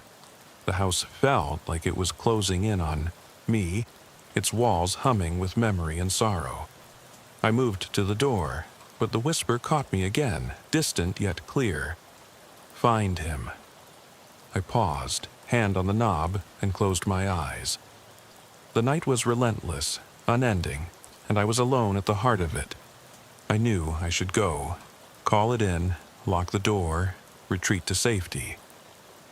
But something deeper urged me forward, deeper into the darkness of that house, deeper into the web of unanswered echoes.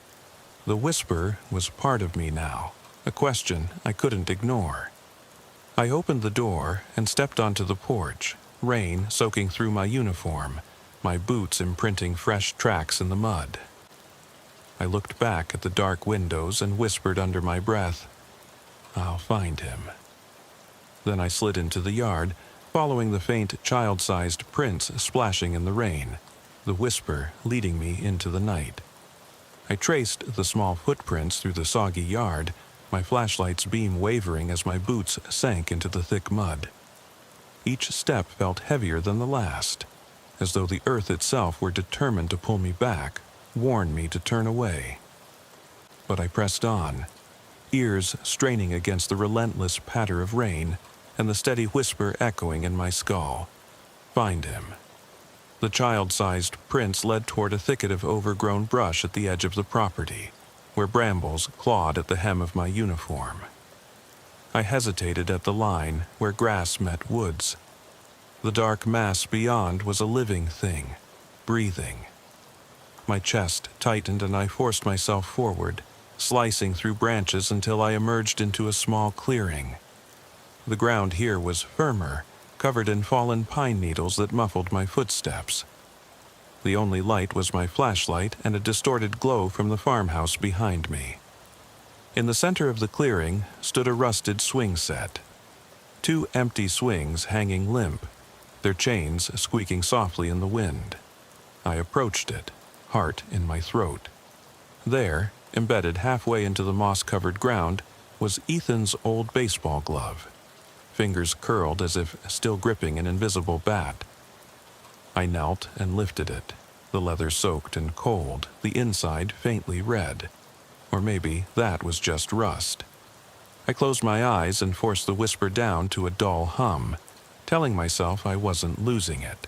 This was evidence, another breadcrumb. I pocketed the glove and turned to leave, but something stopped me.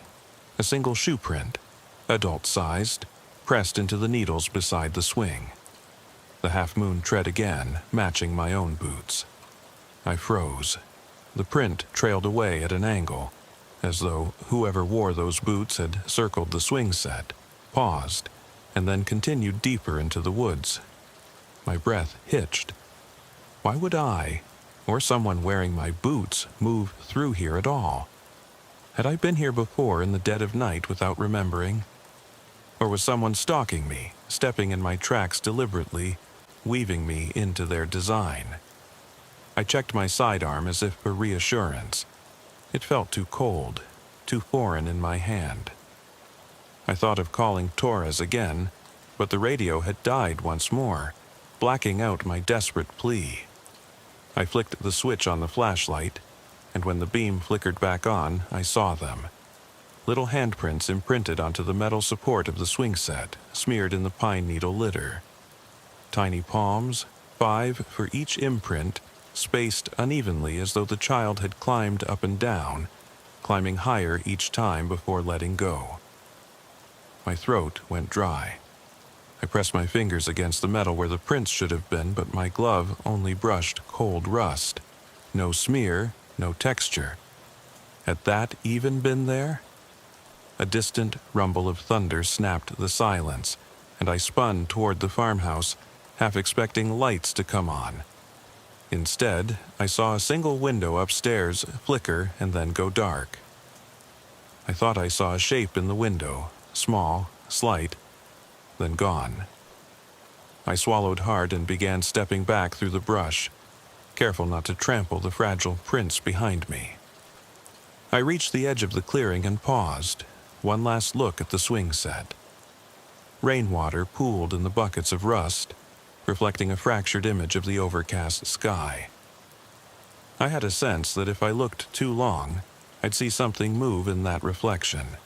An eye, a smile, a face. I emerged back into the yard and spotted the trail leading to the barn, which stood low and squat at the far corner of the property. I hadn't noticed it before in the dim light, but now it loomed like a sentinel guarding some secret. The door was slightly ajar, yawning open like a mouth waiting to swallow me. My flashlight beam trembled as I approached. I paused in the doorway. Inside was almost pitch black, broken only by a sliver of moonlight that cut across the earthen floor. I could hear the echo of dripping water and a faint creak, as though someone was shifting weight just out of sight. I stepped over the threshold, and the beam landed on a set of tire tracks. Tractor tread, fresh and deep, cutting a path from the barn entrance to a corner, piled high with crates and farm equipment. I crouched to inspect the tracks. They made a perfect right angle, then abruptly ended at the base of a wooden crate. I hoisted the flashlight higher to peer above the stack, heart pounding against my ribs. On top of the crates lay Ethan's coat, the one his grandmother had described the night before his disappearance, a faded windbreaker with a bright orange zipper. I swallowed so hard my mouth went dry.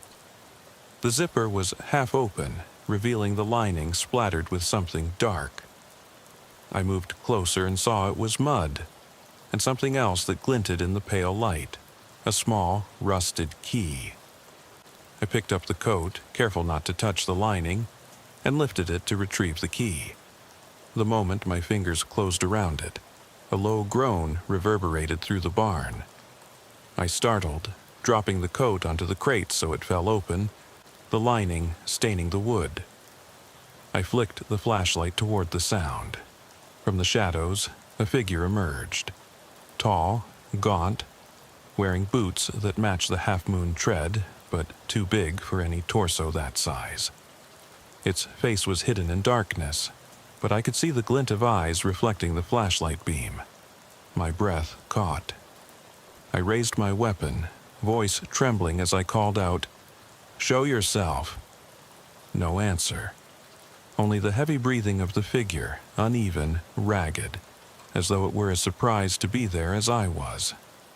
Then it took a step forward, and I realized its boots were caked not in mud, but in pine needles pressed into the soles, exactly the same as the child-sized prints from the swing set clearing. A chill clamped my blood. I wanted to fire, to end this nightmare, but my finger froze. In the silence that followed, I noticed the faint click of the barn door shutting behind me. I holstered my weapon and turned, flashlight bouncing wildly, but the doorway was empty. The wind outside had stopped. The world held its breath. My racing heart slowed to a painful pulse. I faced the figure again, but now it was gone. No boots, no breath, no stain on the floor. It had dissolved into the darkness. I exhaled, exhausted, and pocketed the rusted key. The gravity of it sank in. This key belonged to somewhere, some locked place I'd never suspected. I retraced my steps toward the farmhouse, mind spinning with possibilities. What lock did it open? Was it a key to the well behind the house where they said Ethan sometimes played? Or the padlock on the tool shed he used to store his bicycle? Or something else entirely? Something meant for someone long dead? When I reached the porch, my uniform was soaked, mud caking my boots. I looked back at the barn's dark mouth and realized I had more questions than answers. The whisper had stopped, replaced by a hollow void that pressed at my mind. I glanced down at my phone screen, which I'd set to flashlight mode when the radio died. A new message flickered into view. It's in the well. No sender, no metadata. My pulse leaped. I stumbled up the steps and entered the kitchen, boots sloshing in a puddle I hadn't noticed. The coffee mug was cold now, but the saucer held another Polaroid, a picture of the well at the back of the property, taken from directly above. I recognized the cracked stone edge and the moss-covered bricks, scrawled across the white border in dark ink. Lower the key. I looked down at the rusted key in my palm. My breath hitched. Outside, thunder groaned low, and the wind kicked rain through a cracked window pane. I moved to the back door and pushed it open. The backyard sloped down to the well, its cover ajar like an open grave. I inched forward, flashlight in one hand and key in the other. The well's circular mouth yawned, roughly 3 feet wide, bricked to the bottom. I positioned the key above the opening. My fingers trembled so badly I nearly dropped it. After a moment that stretched so thin I felt my bones vibrate, I let the key slip from my fingers. It clicked against the stone lip, then clinked as it fell into darkness. I leaned in, eye pressed to the beam, waiting for it to hit something below. There was only silence, punctuated by the drip of water echoing from the depths. I exhaled, hearing my breath roll into the black hole. "Keys down," I whispered to no one. I backed away, the ground slick beneath my feet. As I turned toward the house, the whisper returned, so soft I almost missed it. "Now find me." It wasn't Ethan's voice, nor Mrs. Harper's, nor any dispatcher. It was a voice I recognized all too well, my own, cracked and hollow, begging out into the night. I froze, understanding that this was no longer just a missing child case. It was something that had been creeping along the edges of every restless night I'd ever spent on patrol, every cold call I'd logged and dismissed. It was the echo of every doubt, every mistake I'd buried beneath paperwork and routine. I stood alone in the darkness, the well gaping at my feet, the key lying lost somewhere below, and realized with a sick, hollow certainty that I was the one they were searching for. I started back toward the farmhouse, but the yard seemed to stretch on endlessly, the swing set looming in the periphery of my vision like a monument. The rain had let up, leaving the world slick and still.